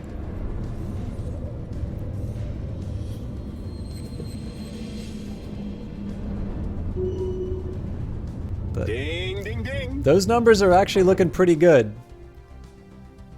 I wouldn't really want to bank on doing fights like that all the time, because you know this group's looking pretty rough, but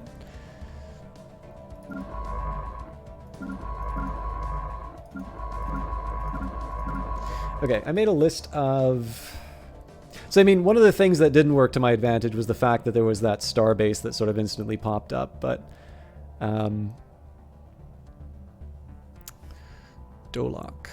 I'm just trying to find the science ship.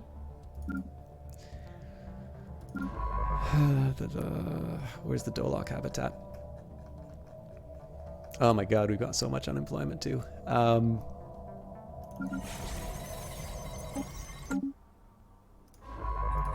Okay, so what I want to do here is try and get the... Oh, okay, well, we'll have them ready when...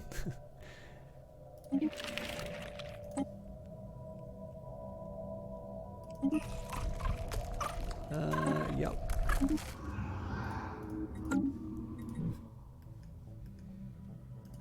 Okay, let's see how this wraps up. So, what did this cost us? How did it go? Is the big question. So we lost 9 destroyers, 3 corvettes, 4 cruisers. So that's not too bad. These are all things I could afford to lose.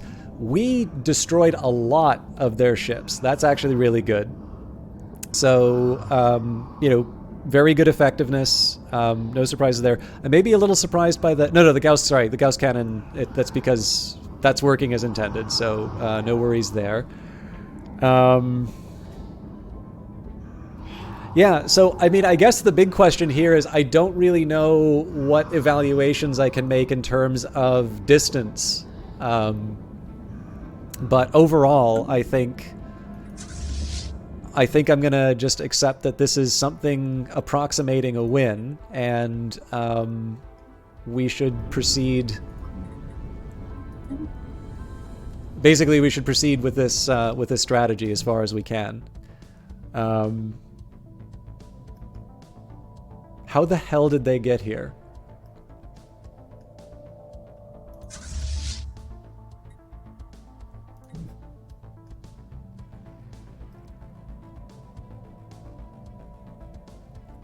I'm genuinely confused as to where these guys came from.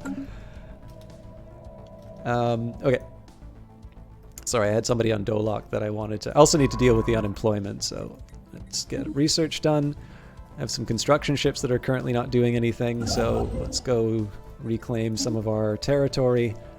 Eventually I want to try and, you know, claim a few more of these, but a 44k strength enemy is nothing to sneeze at. And I've apparently got bigger fish to fry, so... I am, however, going to deal with my unemployment. So I've got Vengral that need employment. I think in this case I'm going to just try throwing them on worlds.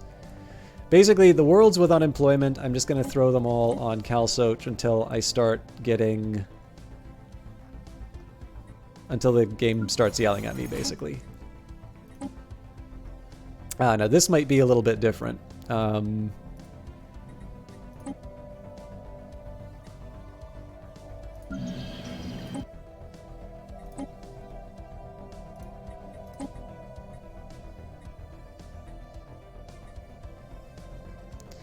Okay, actually the unemployment wasn't as bad as I thought it would be.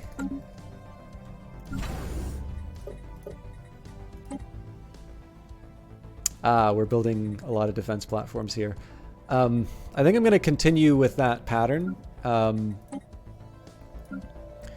I feel a little worried about that, because obviously I want to put a lot of alloys into more battleships.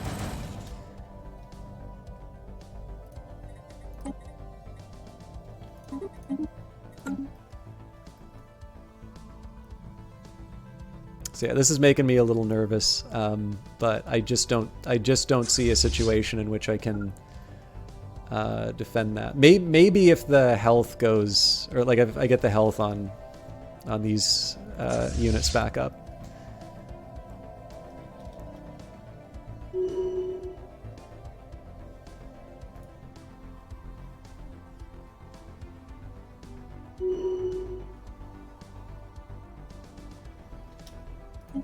The Tecarus Link are declaring war on the Loxongrak-Val Royal States. Oh my god, why?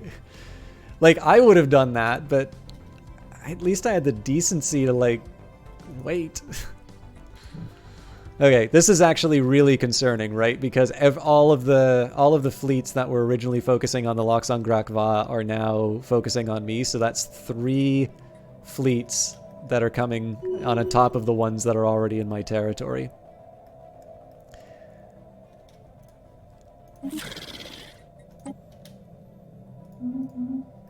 So we'll stay the course. We need to stay in the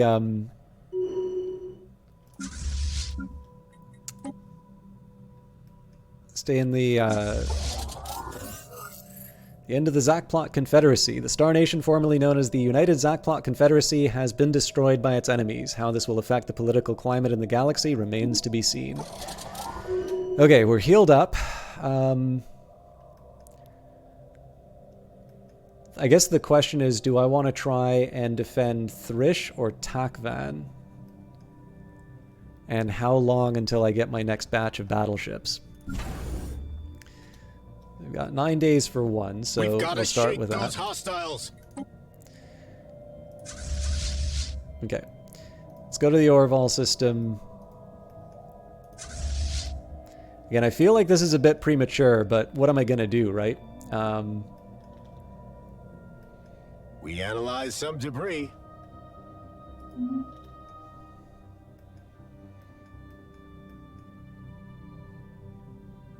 Rising tensions on Katnab. Tensions between the Super Raxar population on Katnab and the Raxari they share the planet with are rising. Several attacks have been carried out by individuals from both sides, including at least 2 bombings. Both sides of this conflict are radicalizing, and more acts of violence seem likely. So one of the reasons why I'm pushing ahead with trying to fight fight the invaders in these areas is this is really where they're starting to affect my ability to like earn money, and that's basically going to be affecting my ability to build battleships and Titans and things like that. So in this case here, I do actually need to start trying to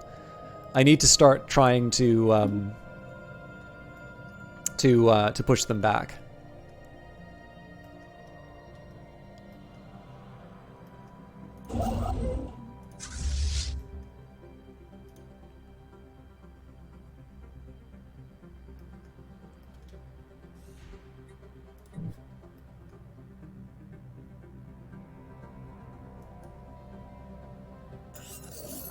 We've once again gained control of the Ulfau system and rebuilt our outpost around the star. Ding, ding, ding. Man, they're just walking right by my star bases. That's really frustrating to see.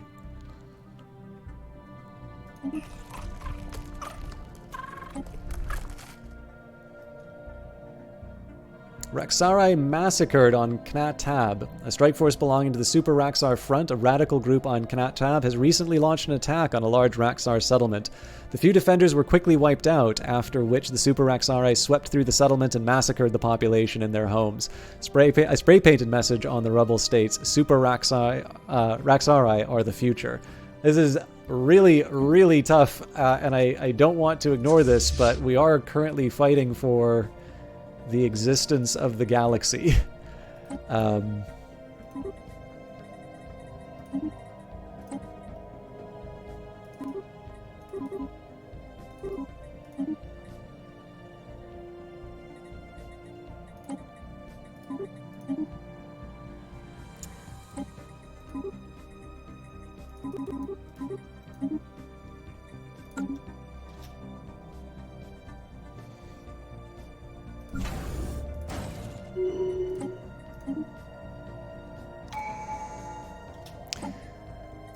Okay, what can we do here? I don't even remember what I was originally going to try.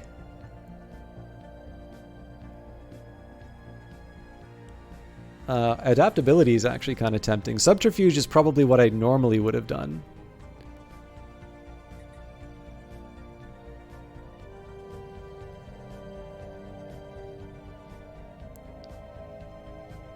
Expansions seems a little too late for that.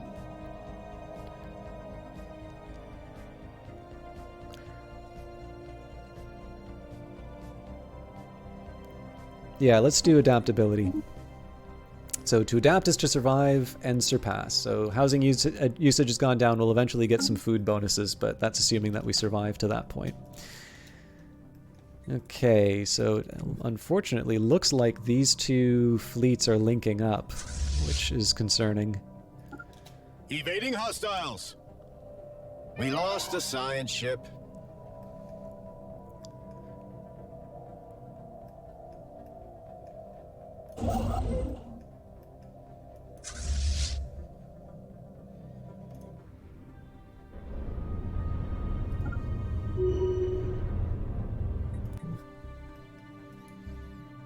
So I think I just lost, yeah. Generate some revenue. I just lost, this is unfortunate, right? I lost my other shipyard, so if the capital falls, we don't have any way of defending ourselves. We did get the kinetic battery, so that's going to be some more firepower for us, assuming we can afford it. But for the time being, in this case, I'm basically going to be focusing on techs that have a direct benefit towards the current fight. So in this case, this will be better platform damage. And it does look like we're still testing the edges of what we can afford. So we're going to knock it down another 200.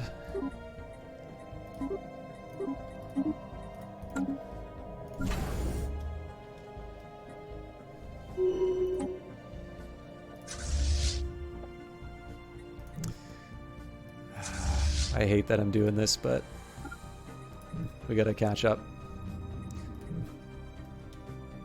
Now, if they successfully move to the next system, we have to withdraw. Actually, I actually don't see how we can successfully catch them. Okay.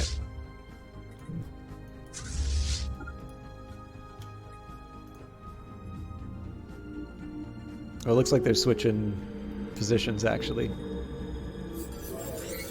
We've once again gained control of the Chatlib system and rebuilt the outpost in orbit around the star. Okay, so yeah, that's from them moving around. So I do want to make sure that I'm getting some kind of a positive number for my minerals right now.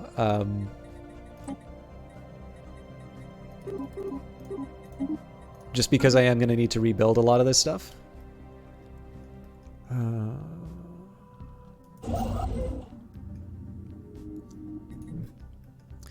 So it would have been nice if I had some, like a defensive structure to carry us through, but...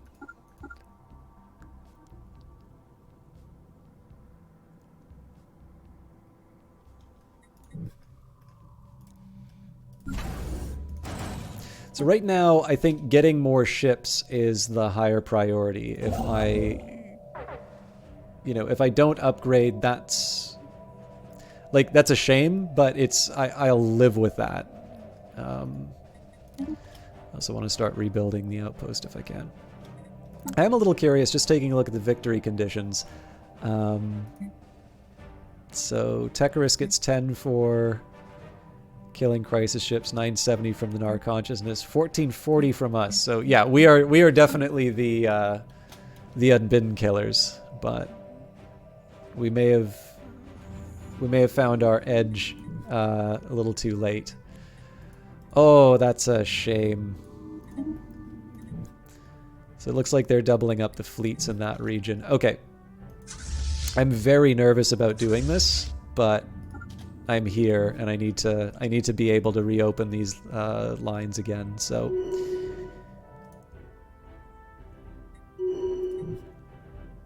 we're gonna make a pretty hole in their defenses.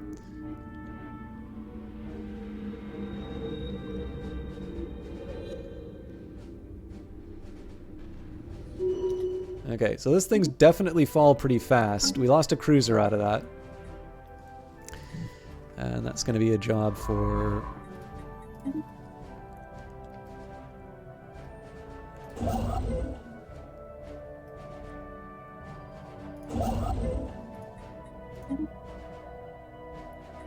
Aren't you fearless? So I'm curious if they're going to try and... Yep.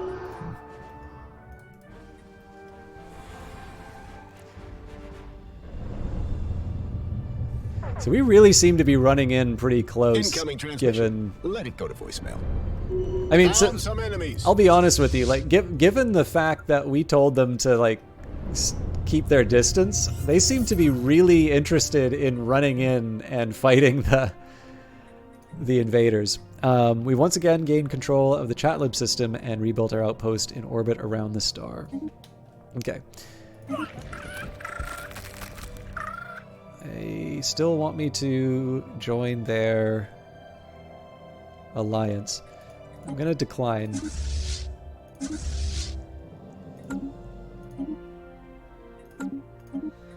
Okay, that was definitely a bloodier battle. We're down 2 battleships off of that.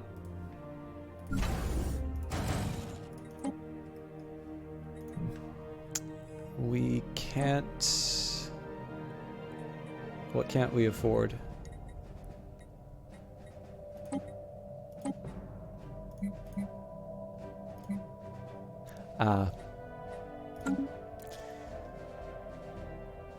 Actually, you know what? At this rate, let's just remove the max price.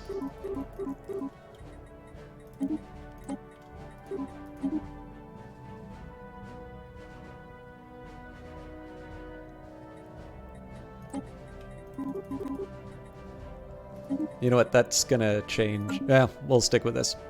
Okay, so they're gonna come to us. So sitting in this area is going to let us sort of.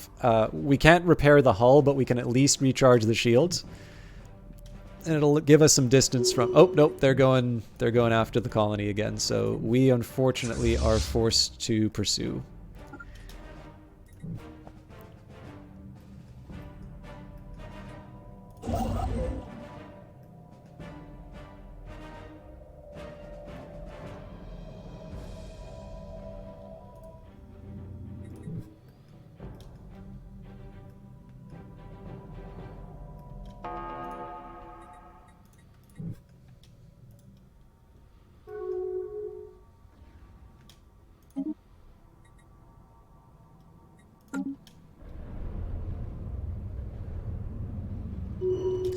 Okay, what are we up against?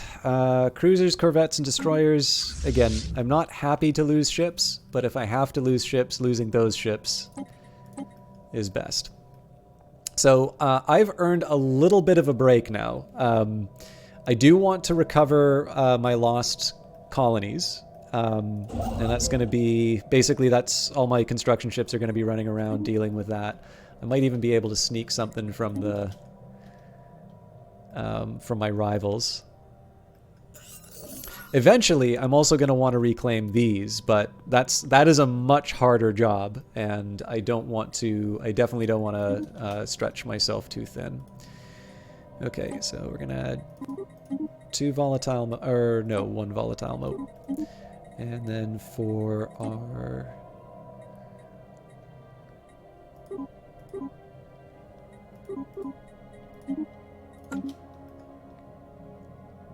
I suspect I'm going to need to roll back even more, but... Okay, we lost a scientist, a really good scientist actually, but let's find somebody who's good at physics. Oh, nope, we have a... the genius is already has a job. Okay, the custom AI assistant I think is probably the most useful here, so... Oh, hang on. There was an event about the Super XR that I think I missed.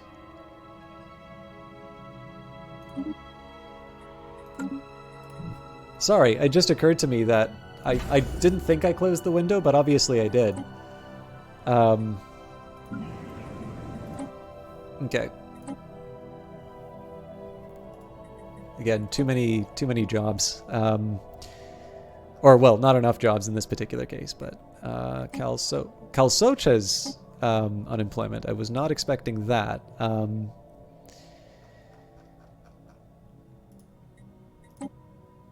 Okay. May just have to sell them.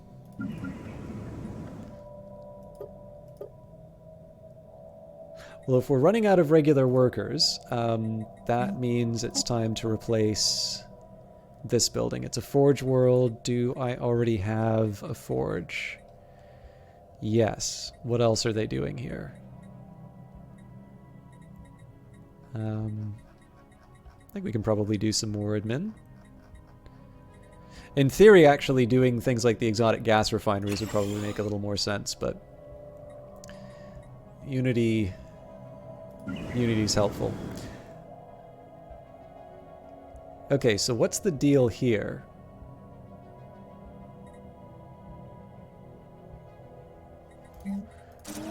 Definitely building more of these districts.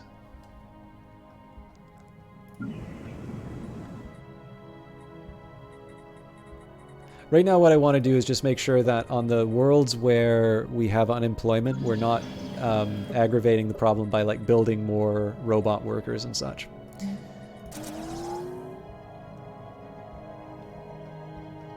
Okay. It's sort of a temporary solution. Now, okay, so I think I see what the problem is here. We've got all these metallurgist and priest jobs, but we've got a bunch of species which can't do specialist work.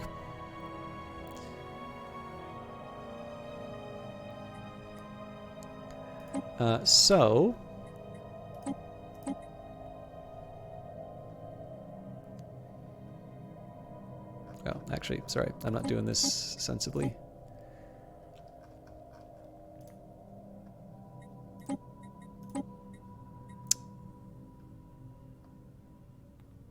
I basically need to find any Raxar that are employed in something sort of beneath them. So like Raxar clerks are the perfect candidates for this sort of stuff.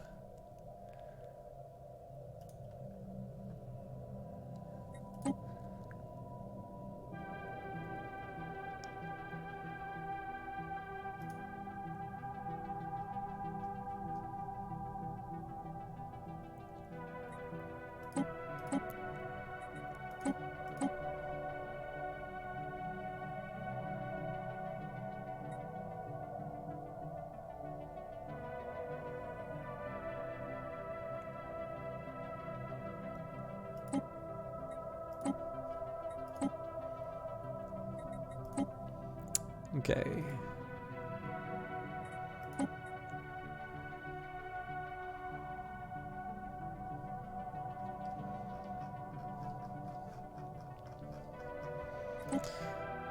Caster. Drat.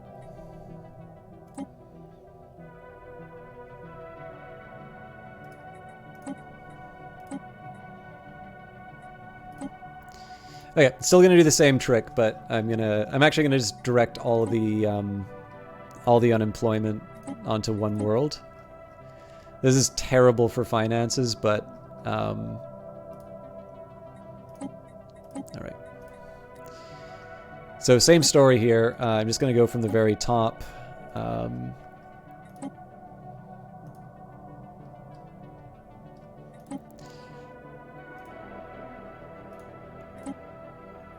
And what like I said before, what I'm really trying to do here is just find any Raxar who could be doing specialist work. This is one of the drawbacks about sort of having this big sort of slave, it's not just kind of the slave economy, but the, I think I went for decadence or something like that. So it has its benefits, but the management that I kind of need to do for this is a little tricky. But the best way around it, I found for myself, is just to, I mean, if I have to, I'll move, you know, I'll change the rights around. But the big one for me usually is just finding, again, just basically finding Raxar that are doing things like clerk jobs, and that most of the time is enough to carry me through. Sometimes I need to. There we go.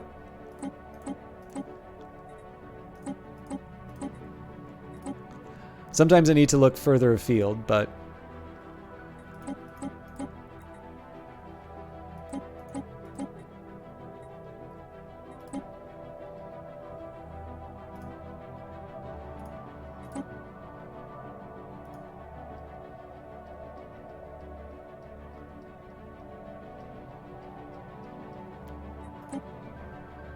There's also, there's a couple of other, oh, so I've got 2 calso. That's why I get so confused. Okay, but yeah, there's a couple of other tricks that I can do along those lines.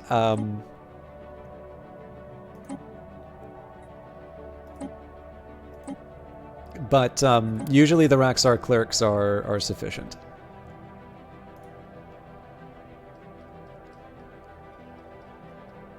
I think I keep going to Zygar every time. Well, I keep going to Zygar every time, but there's still opportunities. Okay, and apparently I've run out of opportunities for the switch around clerks trick. So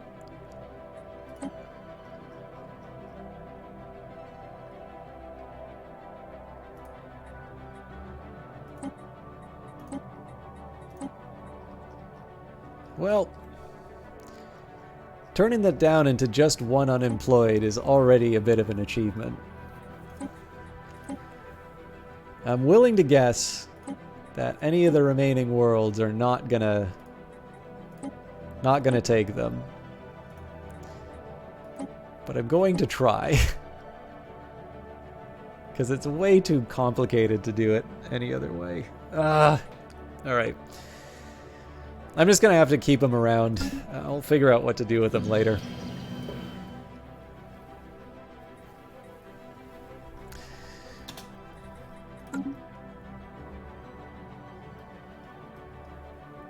Okay, so we're getting something approximating a reprieve right now. Like, we are by no means out of the woods, but like we're not on the verge of death either.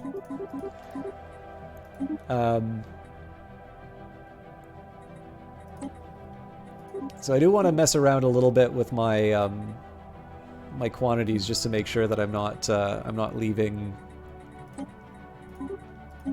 opportunities on the table.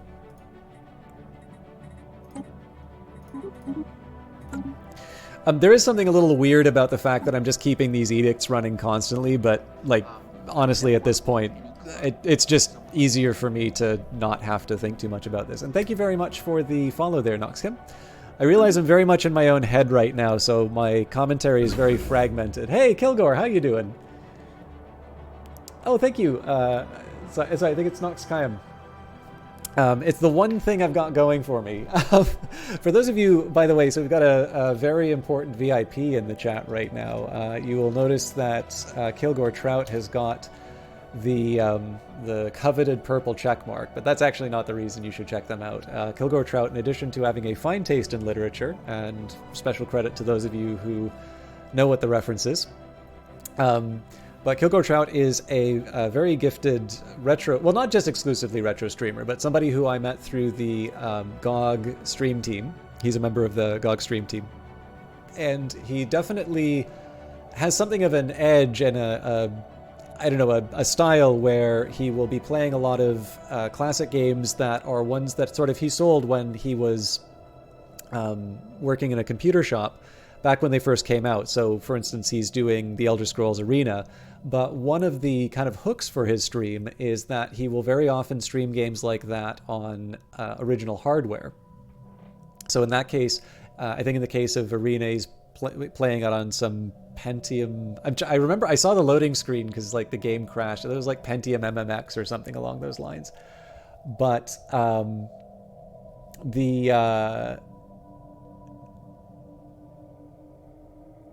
you bought it. Oh yeah, okay. It's Pentium 233.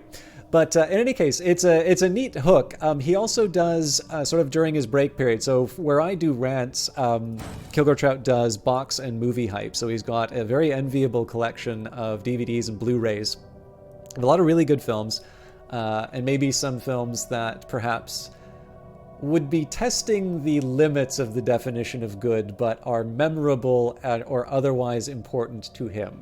So, but no, I was going to say, in terms of what comes up, there's always some neat surprises, and it'll either be something happened in the news or some, just something caught his attention. But definitely a fun stream, particularly for those of you who like classic gaming.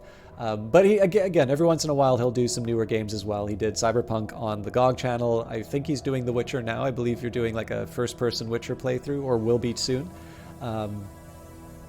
But and I know he did Portal and Portal 2 recently. But I don't think I've ever seen you play a Stellaris-style game.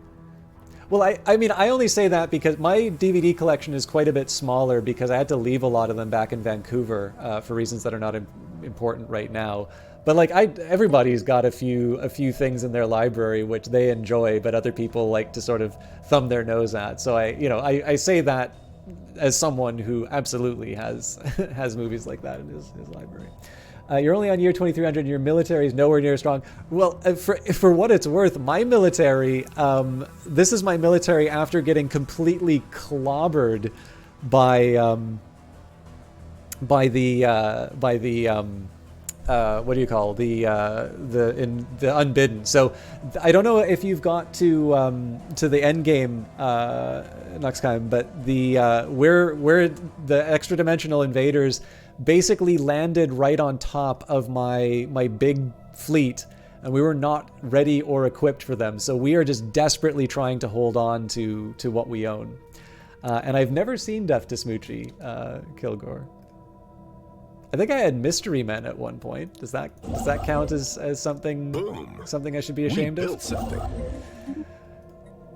But yeah, so we've definitely got some work for my construction ships to do, which is good.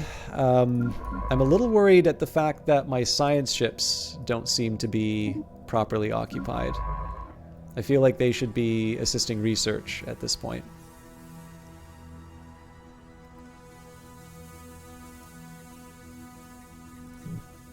Oh, I see what happened. Okay. We will definitely go for the maniacs when we can find them. Incidentally, for those of you who have any questions about Stellaris, I've been very focused. So like the first hour of the stream was me kind of figuring out how I wanted to build my ships to deal with this kind of this existential threat. But I do like talking about the game, and so if you have any questions about how we got here, there is a VOD kind of showing all the steps that came before. But if you do have any questions in terms of the playthrough or what's going on, I'm happy to try and answer them as best as I can. Not gonna lie, your Empire is going really well, so you're kind of scared to play because you don't want to ruin it. Well, I kind of talked about that at the start of this one. So the playthrough was kind of already ruined for me. Based on earlier decisions, but for me, this was a chance. So I think the last time I was beaten in this game, I was beaten by the Unbidden, and so this is an opportunity for me to see a little bit of sort of what happens when I try and fight. So if my expectation right now is that I'm going to lose, then I'm in this nice situation where I can sort of say, okay, well, let's just experiment. Like, there's no expectation other than, failure, basically. So let's see how far we can go with this. Do you mind if I ask what kind of Empire you were playing, Noxcom?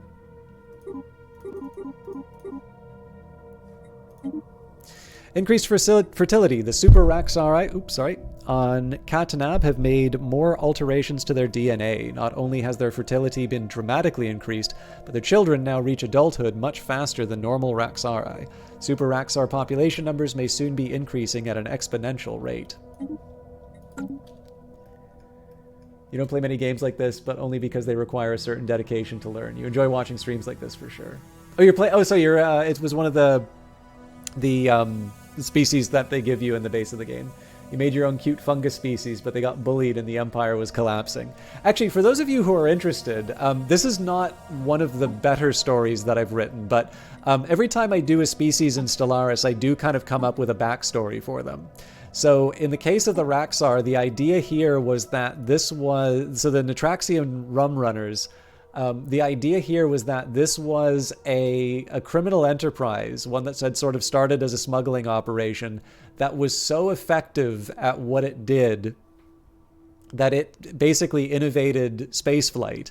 And so when a crisis hit hit the species, when the crisis hit their planet, they were the ones who were equipped to sort of survive and thrive.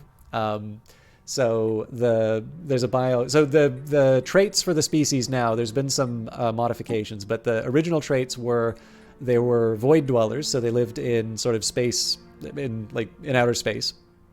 They are thrifty, talented, but decadent. So worker and slave happiness is lower. And then the write-up, when Raxar Carson wrote Spaceless Spring, the Raxari governments did nothing. When the temperatures began to drop and the scientists spoke out, they would not be moved. Only when the catastrophe came, they acted. I do not recognize their authority. I am a man of action. Where were they when my father's business foundered? Where were the excisemen when the hypermart leveled the family store? Each new regulation gives us another edge over our rivals. When the world united to ban our trade, we took to the stars. Now the planet is encased in ice, and we've got plenty of product to unload. Time to find some new customers. So the government type in this is a mega corporation. We went for authoritarian militarists, but we went for criminal syndicate, which means that you can open branches on worlds that haven't given you permission, and you'll increase the crime on the rival worlds, but you'll make a ton of money doing that. And then the other traits we went for were corporate hedonism and Mastercraft Incorporated, just through playing the game. So again, I've come up with slightly more interesting species biographies over previous playthroughs, but this was I think there was the Glasgow Climate Conference going on when I wrote that one up. So I decided I wanted to try and do something. I wanted to try and do something weird, and I thought, yeah, sure. So we'll take bootleggers who decided to go to space to. Basically, their competitive advantage was they were so good about getting around the law, and this ultimately led them to being able to go out into space. Okay, let's see where the hostile fleets are. Isle. Okay, so they are trying to take more territory, but this is actually a relatively weak invasion force, and it's not going to like blow my empire open. So, well, thank you. If you're around at the end of the stream, I can show you some of the other backstories I've come up with, but. The agreement we've signed giving you access to our databanks has run its course. Would you like to extend it for another 10 standard years, or do your researchers no longer require the information we offer? So I'm a little worried about this, because we are going to need to get the money. We're going to need to make sure that we make enough money to be able to continue paying for that. But we got 10 years to make 5,000, so we can worry about that later. Super Raxari massacred on Kat Nab. The Raxar extremist militia group recently staged an attack against a major Super Raxar city on Katanab. The inhabitants were massacred by the thousands and their homes razed to the ground. A message left by the attackers on the planetary datanet simply states, Katanab belongs to the Raxari. Alright, I feel like at this point I need to intervene.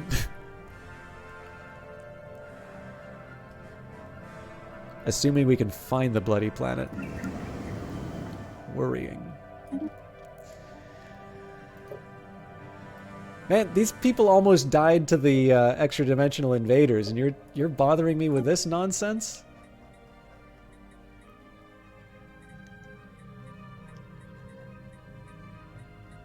But we don't really have... So, like, in terms of crime, like, this is just something that's going on. I wonder if there's a way for me to affect those outcomes. I guess we'll find out. Okay, is there anything I can do to try and... Nope.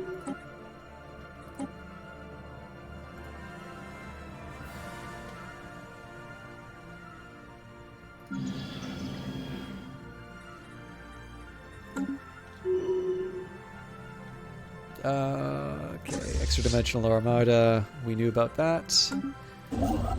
Building the starbase isn't an option now. Okay, because the AI took that. That's fine. Lots of opportunities here, though.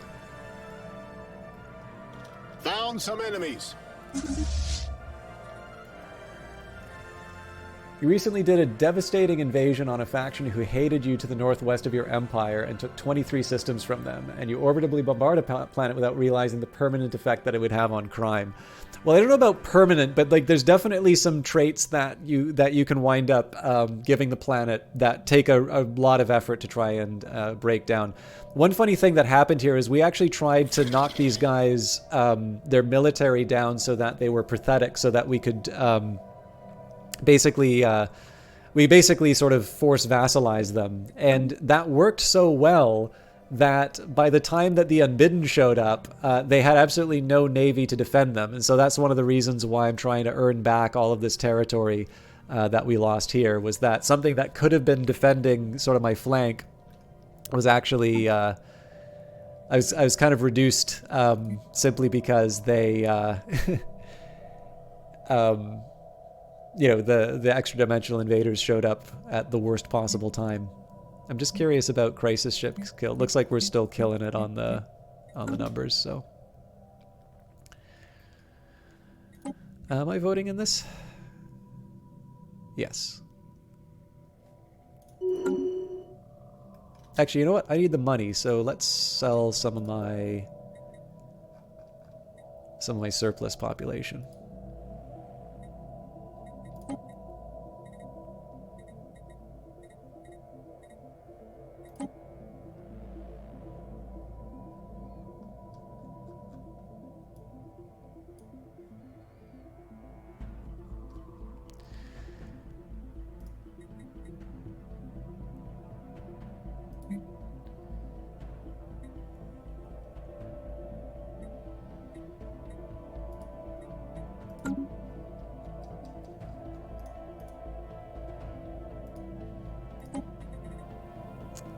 Vengral on Siluria. So normally I don't want to sell. Normally I don't want to sell slaves like this, but I've got too many things to worry about. So in this case, we'll at least earn something out of it.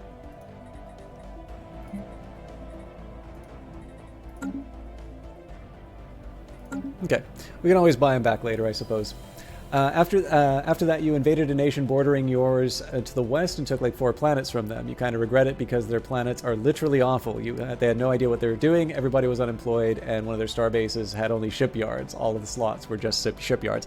So that can be helpful sometimes. If you look at my capital world, it's not that far off from it. It kind of depends where you are in your playthrough. So in this case, I've got 4. I did put down a trade hub and a hangar bay just to protect my trade, but one of the reasons why you might find it desirable to have multiple shipyards is when you're building sort of really big ships. So Titans, for instance, take 1,800 days to produce, and if you only have one slot, essentially having that 1,800 day construction job will stop you from being able to build anything else in your shipyard. And so that's probably the reason why the AI was doing that. But obviously, you know, what the AI is optimized. I guess the biggest thing is every time that you take territory from the AI, you know, you are getting something from someone who you just defeated. And so, you know, if you want the same outcome as what happened to them, just keep doing the same thing that they did. But you know, in this case, it definitely raises some questions as to whether or not they were managing things properly. But yeah, in that case, a shipyard full of now let's make some more. A shipyard full of parts, a citadel full of shipyards is not as outrageous as it seems at first. But you're right. Like it does seem weird. Okay, now I wasn't expecting the extra dimensional armada here. On paper, they're the same strength, and there is the Mirovandia who will come and help. The question is, did these guys upgrade to kinetic? Probably not. So do I want to... We don't really have the numbers to be able to defend this. Let's see how it goes.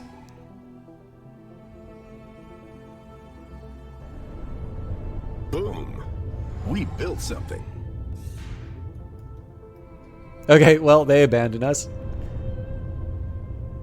Well, I mean, we're knocking some stuff down. Okay.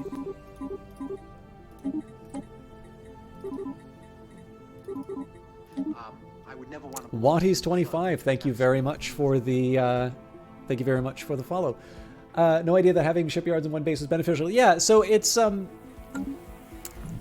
here's the best way that I could put this to you. So the Titan example is a really extreme one, but let's take a look at what's happening in my shipyard right now. So I've got all of these battleship jobs to do, but I also have a bunch of upgrades, and actually I probably could have had this fleet ready to go and defend my people if I'd sort of adjusted things a little bit better. So here's one thing that I'll do. I've got 25 and 43 days left on these battleships. The remaining ones, I'm going to hit Control and Shift to put these to the very bottom of the queue.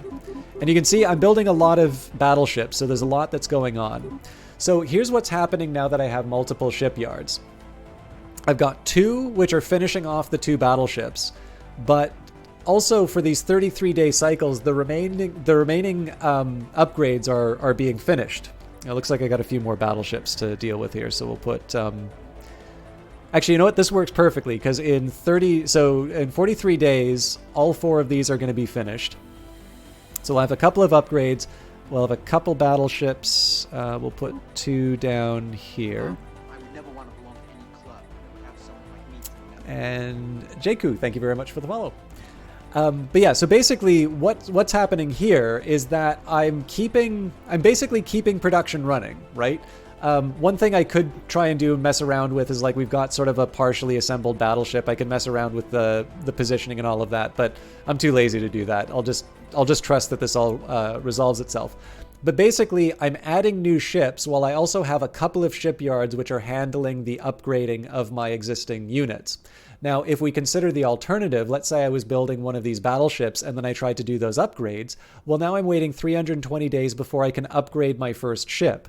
And then, of course, I wait 33 days for the first ship, and then, then we take the next ship, 33 days, and you have this big run. For those of you who are, like, programming mavens, like, it's serial versus parallel processing, basically. But I'm going to assume that analogy makes even less sense. So in this case here, it sort of depends.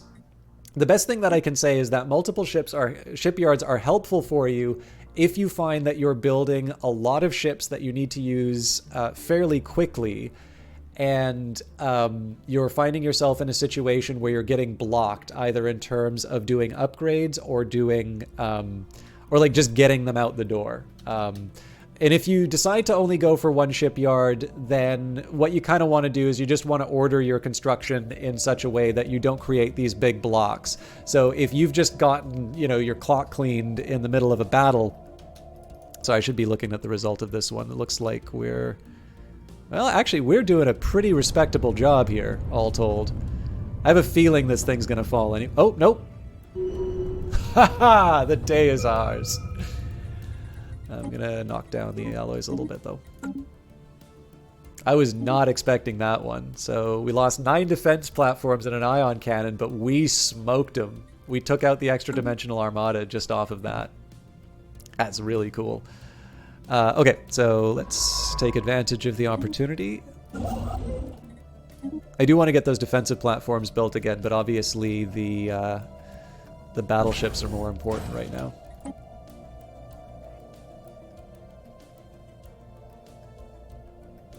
Again, it's still a really desperate time here, but at the very least, we're... Another bleeding-edge technology discovered.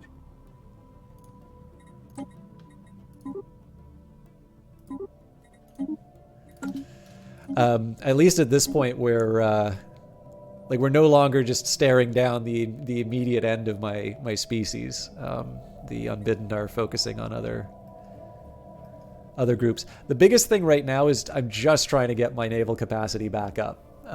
If we can do that, like if we can just have a breather to get our naval cap back up, that gives me a start.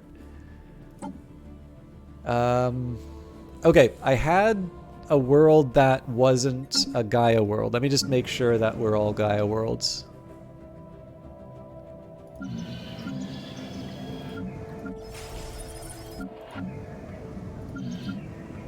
I'm sure there's a better way for me to check, but it's just as easy. Okay, yeah, so the one that wasn't a Gaia world was lost to the baddies. I can live with that. Looks like we have upgrades that we can do. That's going to be a little inconvenient for the shipyards, but I'm willing to do it.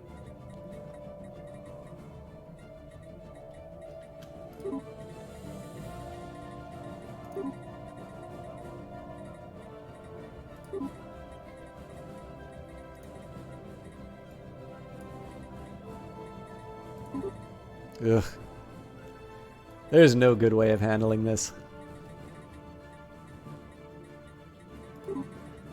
It's just because every time I make a change, it cycles back up, so... Found some enemies. Where are they coming from? Alright, well they're just taking the rest of the L cluster, so we know we're a long way off from being able to reclaim that. Like, again, we hold what we have first, then we worry about...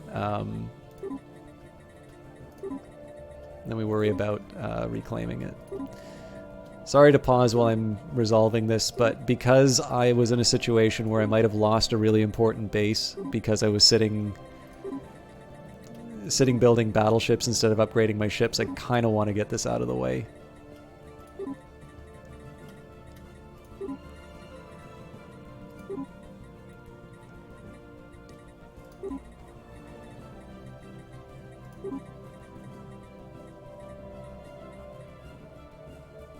Yeah, we'll just run with that. Yeah, so we'll be working on 2 battleships. We'll have a big stack of upgrades. Cool. I can live with that. At some point, I'll probably mess around with the merges on these different... Oop, I'm now able to use my power immediate session conclusion on minor research sanctions. I don't think I want to use the power... Well... Yeah, I don't want to use up the influence quite yet. We really pushed the envelope on these ships. Okay, so easiest thing right here is just to combine these 2. So that's 3 Titans. That's not exactly my favorite choice here. But I'm sort of scrambling in terms of my ability to get things done. Okay, we're still earning too much money. I don't want to be in a deficit, really but I do want to make sure that I'm. We'll add another 4. I do want to make sure that basically we're getting as many alloys as we can every turn. Okay, so ships are done.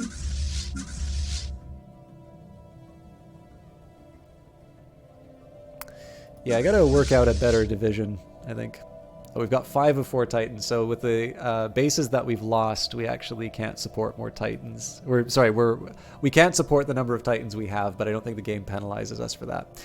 Now, one thing that I can do, if I think I'm not going to lose these ships, I can actually start reclaiming some of these systems, and I think I am going to try and do that. So this will be a trial run, basically to see whether or not... Oh my god, what just happened?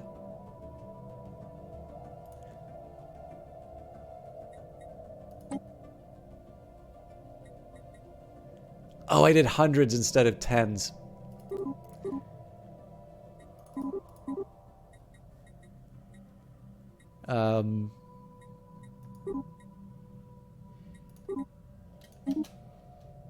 I think I'll actually have a surplus after that, but let's just... I'll let the pendulum swing all over the place, and I guess pendulums don't swing all over the place, but okay, we're still losing money, so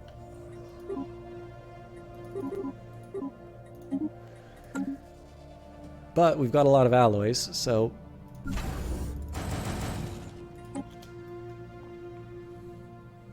again, the real key on these is not to lose ships. Hostile fleet. Can we take them? Okay, that's the last of the L clusters. So it sucks that that's fallen to the Unbidden, but there was no other outcome. Evading hostiles. Spin all over the place on a plane. There we go. Oh wow, they're already back. They really want that. Okay, so I'm definitely going to need to put the work in on those defense platforms. I think we're actually going to lose this. Our construction ship is under attack. Yeah, no surprises there. We lost the ion cannon, so I don't have warm feelings about how this is going to end.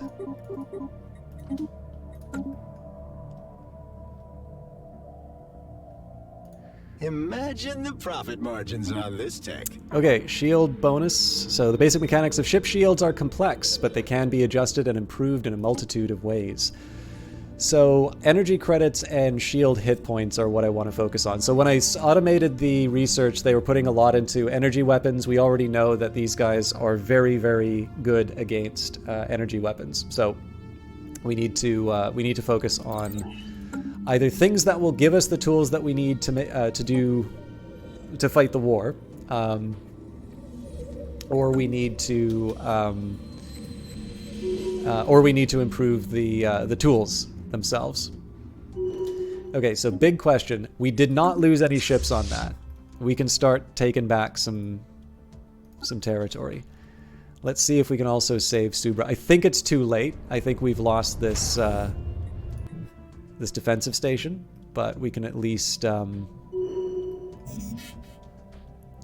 all right, well,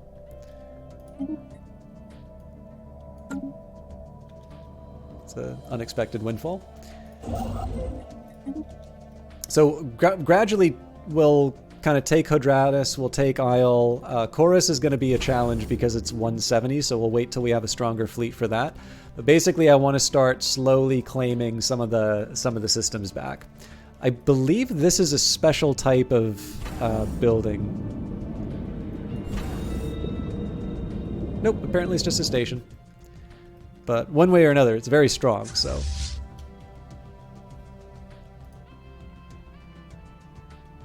Okay, so apparently they just wanted to blow up our star base and make me feel sad. Actually, they're heading to the capital. No, they're not.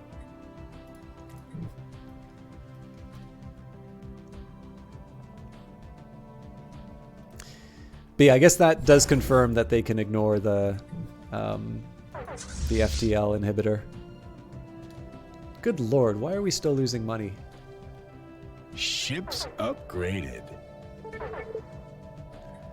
We've once again gained control of the super system and rebuilt our outpost in orbit around the star. Yeah, so we're losing 2K on our purchases. I would never want to belong to any. Denlock, thank you very much for the follow.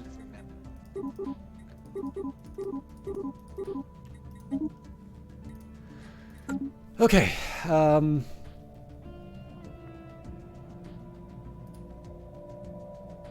Oh, it's because people are... Oh, no, well, I still got 20... Yeah, okay. I think it's because people are going a little nuts in terms of the galactic market, in terms of buying alloys, and I gave myself a really high limit. I gotta be careful about my energy credits, though, because I do need to be able to renew the research... Well, okay, I actually don't need to be able to renew the research agreement, so... We'll see. It is a really wonderful soundtrack, and I know it was Andres Waldetoft who was working on it originally, but I feel like there've been a couple of new composers since then. I'm assuming it's just because you know, there's other projects going on that that needed the composer's talents. Oof, that was quick. So obviously I don't want to fight a fleet and a starbase, but this is also probably going to be very slow moving, so we might actually lose a second system with that. Okay, we're still losing money.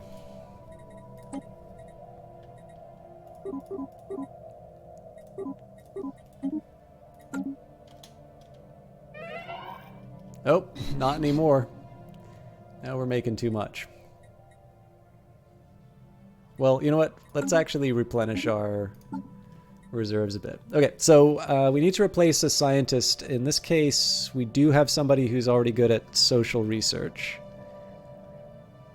So, but we need to get a replacement for the Lord.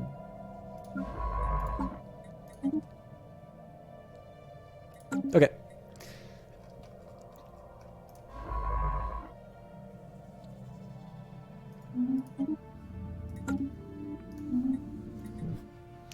It really felt like we were getting back on track, and then they snuck through.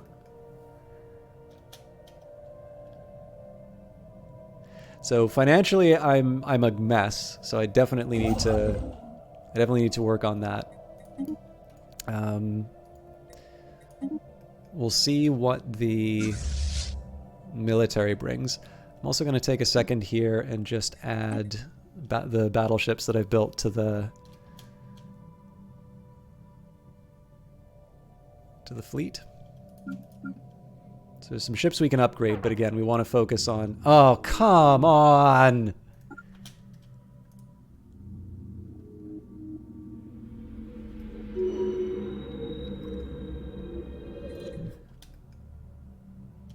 We've got to shake those hostiles. Go. They want what they took back. Okay, I'm getting pulled all over the place. So this is a very weak. This is a very weak group. I think I want to. I mean, I think this is still going to produce a 44k strength base, which is going to be inconvenient.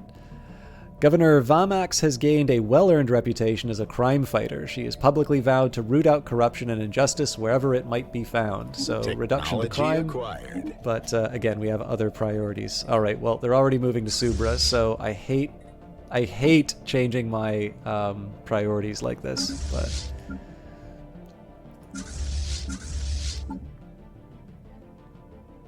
I have no idea how I have two commanders commanding the same fleet.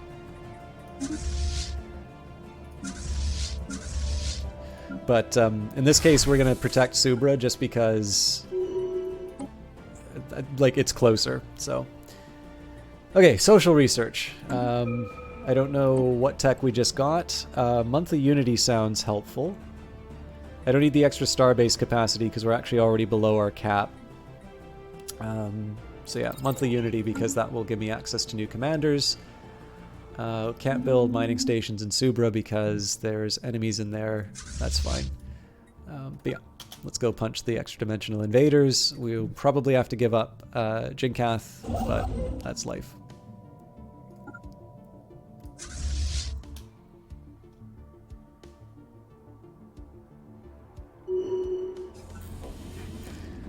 Mirovandia display psionic potential. Latent psionic powers have begun to manifest in certain individuals belonging to the Mirovandia species. According to leaked reports from authorities in the Mirovandia Imperial Suns, this must be a fairly recent development, since we have no record of Mirovandia ever displaying psionic abilities on file. According to the leaked reports, these powers are so far limited to a very small minority of the Mirovandia species as a whole. Scientists in the Mirovandia Imperial Suns have offered no explanation. The Mirovandia population within our borders have begun exhibiting similar changes as well, so whatever is happening to their species is not localized to any single region of space. I believe we are enslaving that species, so... council election will be held... Okay, so I think I am a permanent member of the Galactic Council because I'm the Galactic Custodian. I should really be throwing my weight around with that a little bit more. I actually want to approve minor economic sanctions, but I want the Focus the Unbidden to be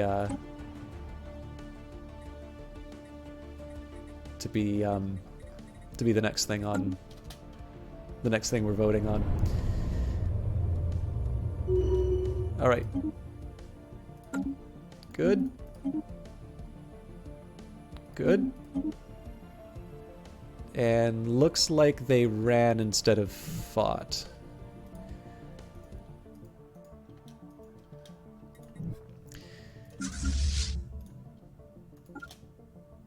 Yeah. We've once again gained control of the super system and rebuilt our outpost in orbit around the star. So I want to see where these ships wind up going. I'd actually probably prefer to take Minok before I take Jinkath again.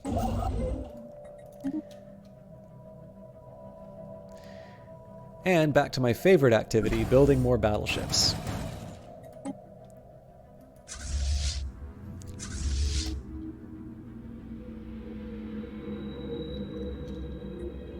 I hate that I'm doing this, but they're weak, so it's actually really tempting to just go and pounce on them while I can.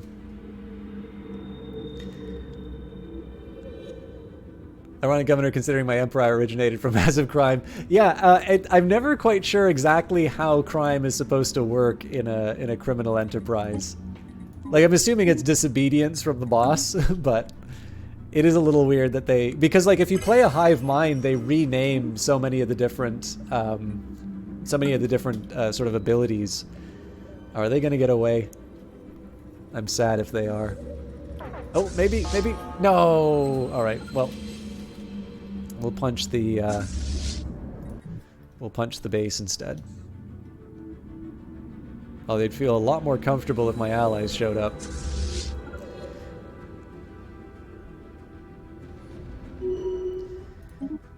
Okay, nobody died. That's my new standard for military accomplishments. So we're going to take a second here to heal up and upgrade in the main base, and then we're going to clear out Minok, and then we're going to start clearing out Jinkath, Odranus, and Isle. Meet the new council, same as the old council. Sorry to go through this stuff so quickly, but we've gone from thinking that this might be the final episode to surviving long enough to be able to... Oh! The Kelbrid Continuum, Custodian Protocol 475-3 activated. Message follows. Attention, Raxar. Your civilization is presently at 57.216 risk of destruction due to error, data block corrupted. We've calculated that colonization of Kuiper 4 will increase your survival chances by 4.558. We request colonization and establishment of a significant Raxaran presence on the planet. Will you comply? Where is it?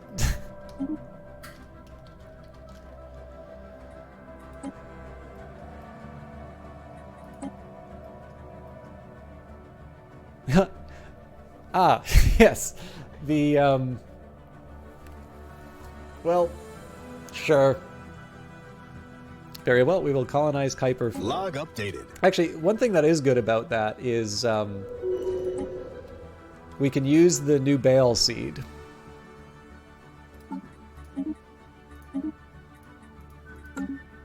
So that isn't as ridiculous as that seems originally.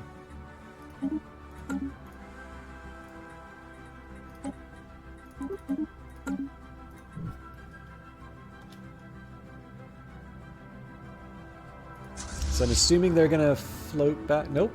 Okay. Okay, so one of the reasons I actually want to put that colony on that world is so that I can dump some of the unemployment there. Okay, fallen behind on food, so let's take 10 back.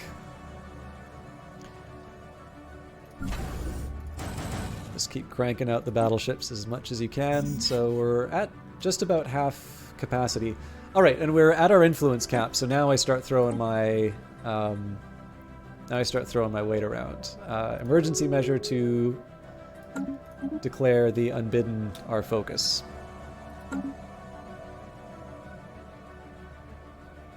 What else can I do?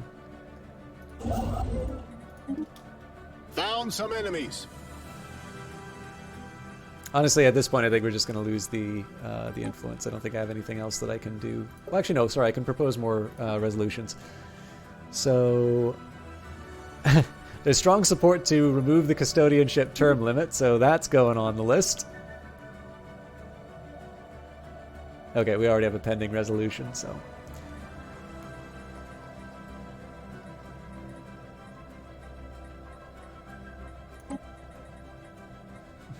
Should have made that the emergency measure. Okay, where are you coming from? Okay, that might be a threat to us, but I'm not going to worry about it quite now. At this point, I just want to recover my old territory. Technology acquired. Cross-linking weapon systems to fire in staggered volleys improves the actual damage output of military stations over time. All right, let's just take a second here and look at our possibilities. I think battleship hull points make a lot of sense. Now, if we're down to the hull, we're in trouble because the Unbidden do twice as much damage to our hull as they do any other. But obviously, more survivability is better than less. So it's, you know, I'm not gonna get mad about having that option. What I'm going to do here, we're going to get the upgrade done first. This is unfortunately going to involve another frustrating batch of forced upgrades. God, there's so many battleships. I was just thinking, like, maybe it would be easier for me to move the battleships down, but it's really not.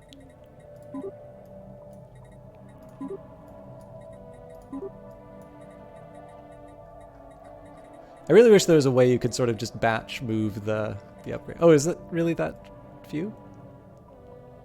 Okay, I probably shouldn't be whining as much as I am then.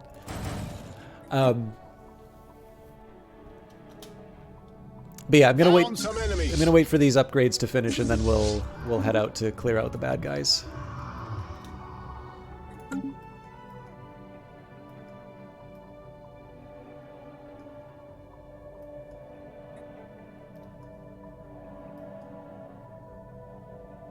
We really push the envelope on these ships. Okay, so first thing I'm going to do is fill out the Kotala Void Stalkers.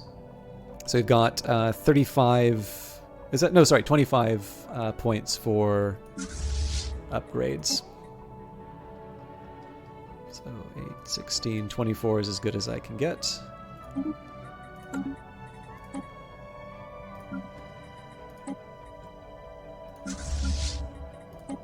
Okay, so, you know, not ideal, and apparently both of these can do upgrades, which surprises me a little bit, but I do want to take the opportunity to get these kinds of upgrades in. Oh, I did it the wrong way.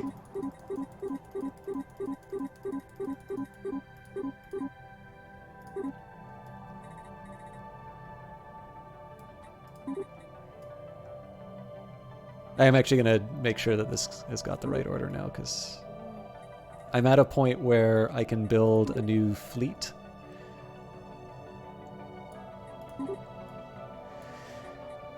Okay.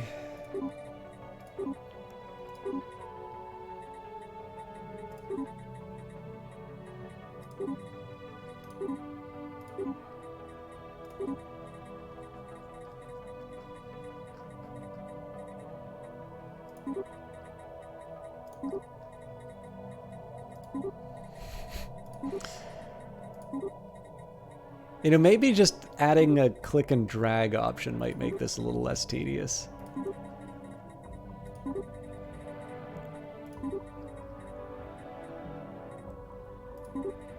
Again, the logic here is I don't want my... Like, upgrading is good, but it's not like drop everything good. So I want to make sure that like 50 days for battleships, that's fine. You know, but I don't want to like put the full construction time of a battleship. I don't want that to stop me from being able to reclaim Minok and Hodranus and such. Okay, boss, Axamenkat has died at the age of 123, so elections are in progress. Select a candidate to support or spend unity to keep our current ruler for another term. If we do not interfere, a random candidate will be elected. Now, back when this cost influence, I would have been willing to spend it here, but unity is actually something rather precious for me right now. So I think we'll just roll the dice and see who we get. So the candidates right now are... Ooh, actually, the fleet expansion would be... Actually, the fleet expansion and the defense platform build cost would both be really good ones. But I also noticed that 2 of the candidates have fleet expansion. So it's basically a coin toss as to whether or not I get the fleet expansion. And it's a 25% chance that I get something that's not great. So unity from jobs is very good, but it's not great for my current... like my current priorities. One other thing that interests me is if Vamax in particular is the one to become governor. They're age 37, so they're going to be with us basically for the rest of the game. But in this case, we'll abstain. Let's see who we get. We've elected Toldox, previously a scientist on Kirok's private stash, to become the next ruler. So I'm getting all the extra unity. What were they researching? Social research. I mean, I can't complain about getting that result if I wasn't willing to put the effort in. We'll take the Maniac, and I didn't see which science ship I pillaged.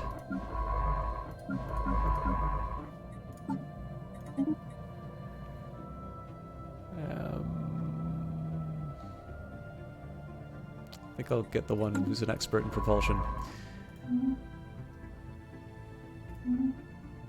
Let me just double check that this is... Okay, yeah, we're able to unpause. So I'll just wait for the upgrades, and then we're gonna go reclaim some of my territory. So there's a side of me that's just really hoping that this holds for a bit. It probably won't, but I just want to get some of my territory back.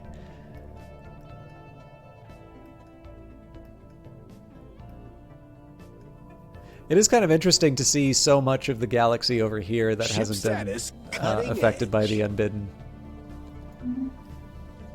They got quite lucky, it looks like.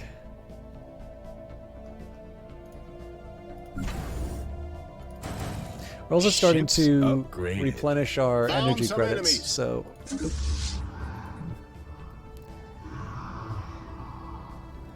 Okay, ships are ready to go. Oh, but apparently there's more upgrades. That's gotta be only one ship. Yeah, okay. If it's just one ship, I can handle that. But essentially what I think is happening here is a bunch of these old battleships that I queued up didn't have the kinetic battery upgrade, and I think that's why I'm getting so many of these repeats. Ship status cutting edge. But obviously the kinetic battery is one of the best weapons that we can employ against the Unbidden, so I want to take the time to make sure that I'm properly managing all of this. I'm also going to take a second here and just upgrade all of the defensive turrets, or defensive platforms, because when... Construction complete. Like when we needed them, they actually really delivered. Ships upgraded. So I'd like to build more, but obviously I want to get my navy under control first.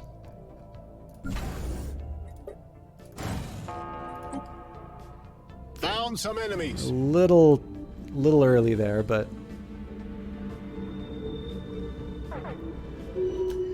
Okay, did we lose anything? Nope, we're good. This is a weak armada, which presumably... Where did these guys come from?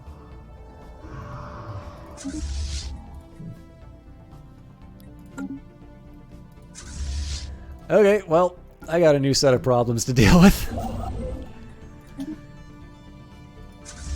And they're gonna want to reclaim. Yeah, so I'm gonna lose a bunch of stuff. So presumably they're gonna build. Yeah, this is the one that really frustrates me. Like I guess I can live with being overwhelmed by them, but having them sort of pop up out of nowhere makes it very difficult. And the penalty for not anticipating where the enemy is going to appear from nowhere is that you have a 44k strength base to deal with. The crime syndicate running Zygar Prime now controls a significant portion of the trade to and from the planet. They have established total control over several major spaceports, where all trade must go through their intermediaries. As a result, our trade incomes from Zygar Prime are down across the board. So, I would love to get the crime under control, but again, we're trying to not die. Okay, I'm gonna let everybody... So in this case, it makes sense for us to kind of hold our position and then move into Nile.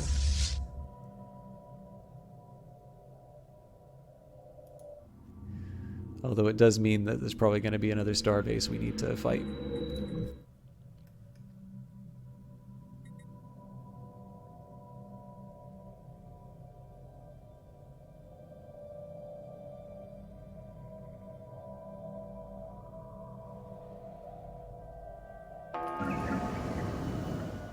Ah! I don't even see these guys show up.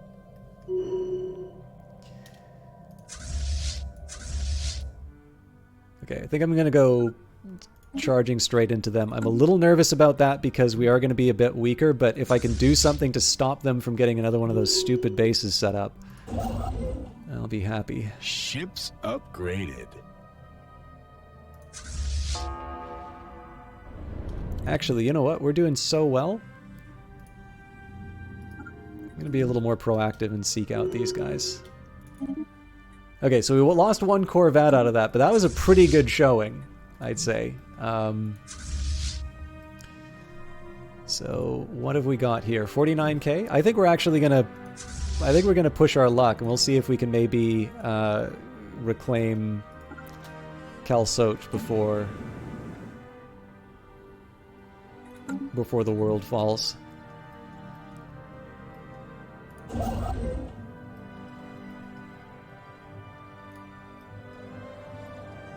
So obviously it's very risky for me to be splitting my fleets like this, but...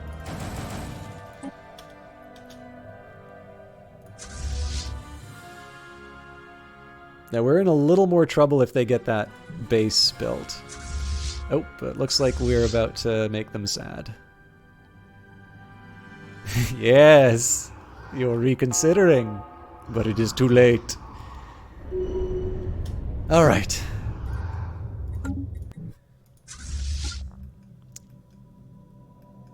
So I'm not completely celebrating yet, but we are in a much better place than we were a little while ago.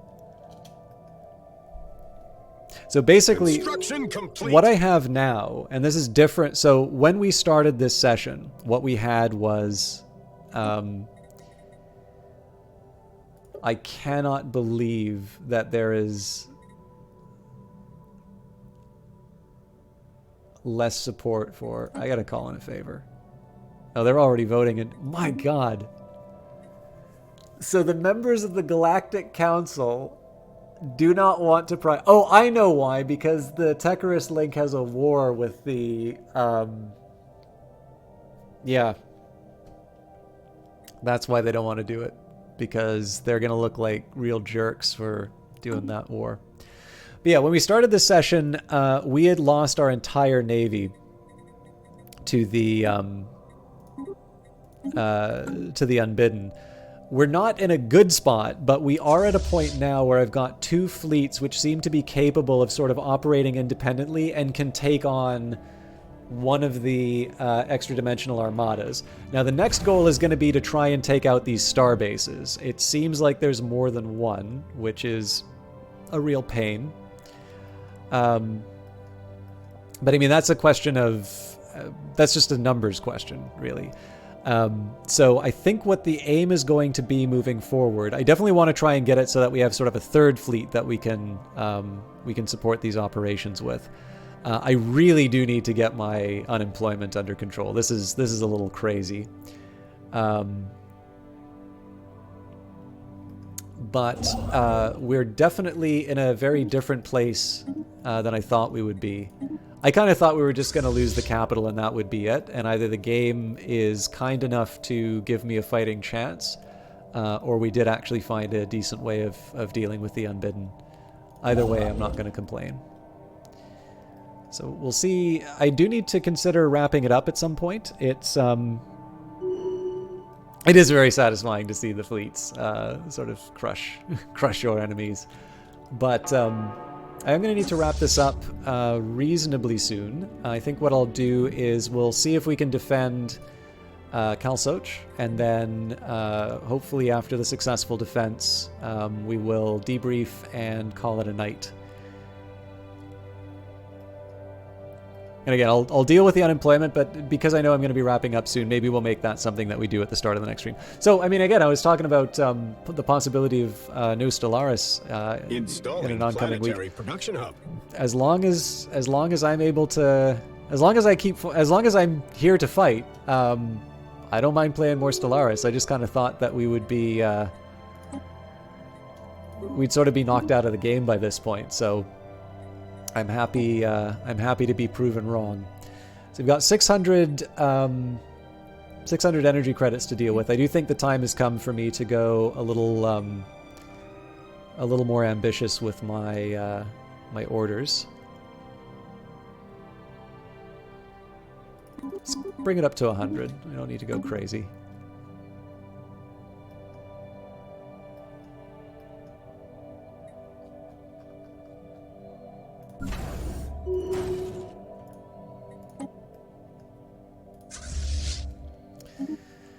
So again, didn't lose any ships.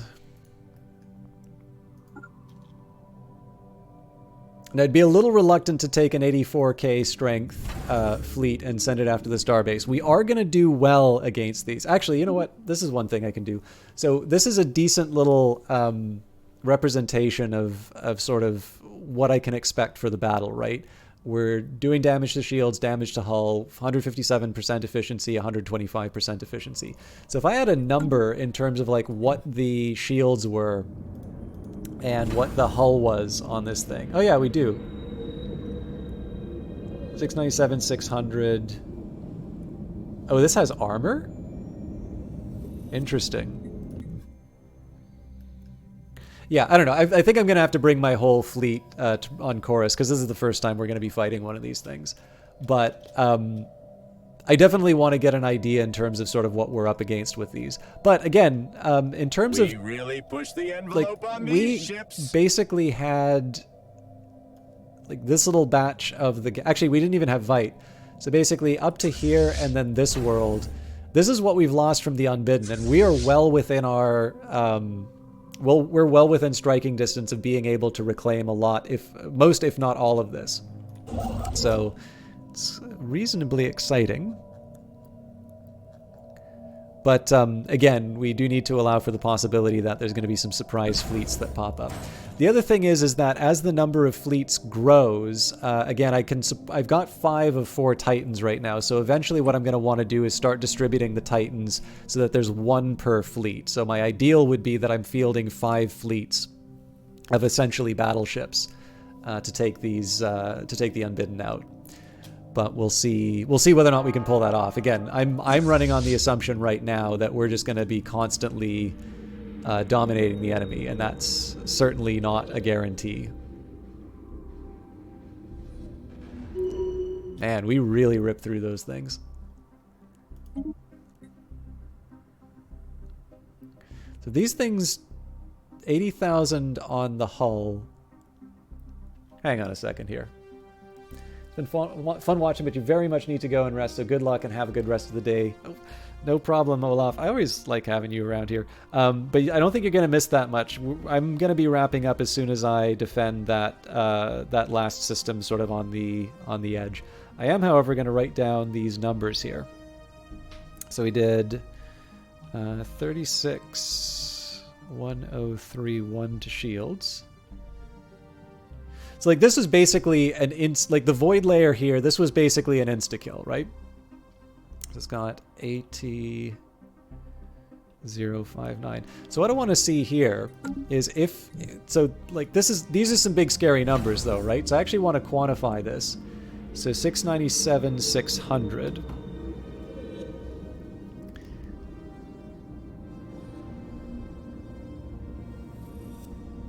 So shield-wise,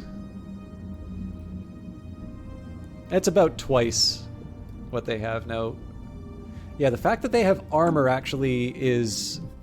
That's the really tough one. So I actually almost wonder if Paradox added these things for those times where you're like, okay, yeah, so we just blast away the... just blast away the shields, right? And then we win. So I'm gonna have to think a bit about that. I also want to see where these guys are going. Yeah, so we're definitely not going to fight this because I suspect it will be a protracted campaign, and we're not. Oh, there's more than one.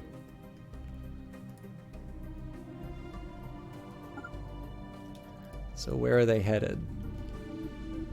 They're both headed in the same direction. Well, this is gonna be a little hair-raising, but... Oh, I didn't even build defense platforms on this thing. Yikes. Well, it's the best chance that we've... The best fight that we can take is invite, so... We'll see how it turns out. We're 2 systems away, so I think all of the big fights are gonna be happening at the same time. Oh dear. Well, yeah, we knew that was going to happen because of the bombardment. The question here is whether or not we lose the colony, not whether or not the colony's severely damaged. Yes, and then this guy. Oh wait, no, this is a new one. Oh god, they're coming from all directions. Oh, second thoughts.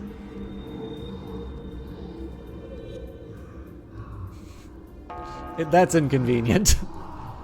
I'm gonna have to think about how I'm gonna handle that. Because, like, obviously now the appeal would be to go and like reclaim this. But let's watch the rescue of Kalsoch. Yeah, not even close. Okay. I think I said that was going to be where I wrapped it up, but let's get the ships kind of where they need to be. Actually, let's start by healing this one up. So, what's the overall plan? So, number one, when I come back, so probably I will be streaming Stellaris next week, next Monday. First thing I'm going to deal with is all of this unemployment. So this shouldn't be too difficult because I think most of the unemployment is going to be able to go to one of the other worlds where I'm like building sort of raw resources. Failing that, we are beginning to colonize other worlds. Actually, one thing I could do would be to trigger the relic now. I should have done this a lot earlier. And then I'll just, I'll turn it into a Gaia world when I actually have the option. But yeah, so most of the planets that are running into these problems in terms of unemployment, we're gonna have a place where we can to dump them in. Oh, thank you, Tap Dancing Ninja. Yeah, I mean, I definitely thought I was gonna lose. Like I said, our entire navy was wiped out by the Unbidden. But it does seem to be that this strategy of lots of kinetic artillery is working. So there's 2 big questions, which is number 1, how well do they handle these? And then number 2, can I actually build myself up to a point where I have fleets that can credibly handle anything that gets thrown at them to go and start cleaning out the Unbidden. Because I think it's also fair to say I shouldn't be counting on the AI to be able to handle them. When I just take a look at these numbers here, like we don't know about the Kelbrid Continuum. Tecarus Link still only killed 80 Crisis ship. Okay, actually the Narc Consciousness has done well. We've done better. You know, like in terms of contribution, it's very uneven. It's like Space NATO. But you know, in this case here, like the way the Unbidden sort of showed up, we don't have a choice as far as ignoring it. Like the longer we ignore it, the more of our territory it takes away. So, but like I said, I'm pleasantly surprised by the fact that we do seem to have sort of two viable fleets right now, and it's buying us enough time to be able to get these remaining battleships up and ready to go. And of course, once we've got our navy back, that's when we can start reconstructing, you know, all of the lost planets, and we get our economy back. We can maybe expand out into some of this territory. If nothing else, we can just stick it to the Tecarus Link for not helping and cut him off here. But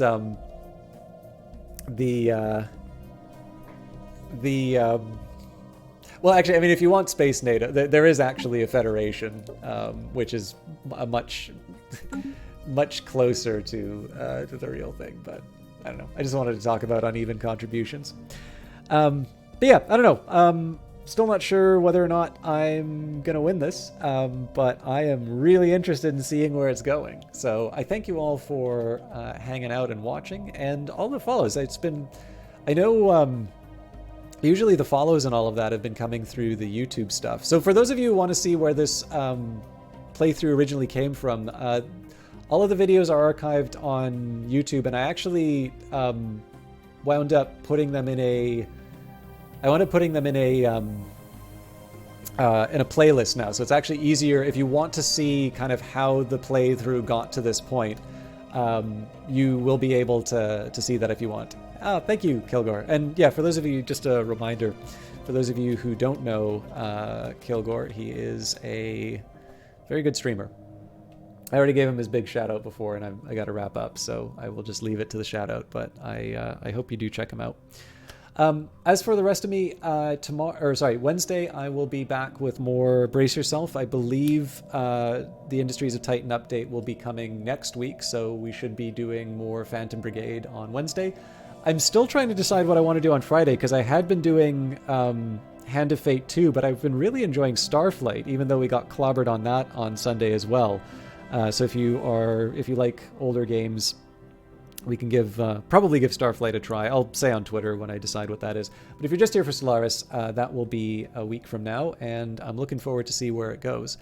As far as hosts, I noticed that Valiant Cheese is still broadcasting right now, and he is... So I know it's a little bit of a different crowd for Stellaris, but in the case of Valiant Cheese, he often does a lot of game development, but he's actually been hosting the Linux Game Jam on itch.io, and it looks like he is actually going through a lot of the submissions for that.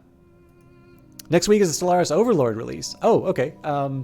I don't know if I'll get a key for Overlord, but I'll still continue with this playthrough unless that happens. If in the worst case scenario, I'll just freeze this in Amber and put it elsewhere. But I'll find a way to give this a satisfying ending. I didn't realize Overlord was coming out that quickly. I thought it was later.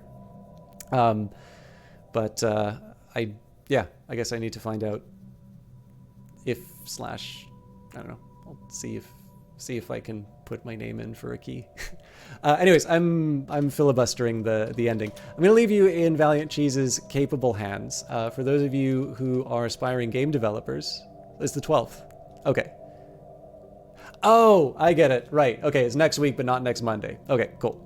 So yeah, now that gives me an even bigger reason to wrap this playthrough up.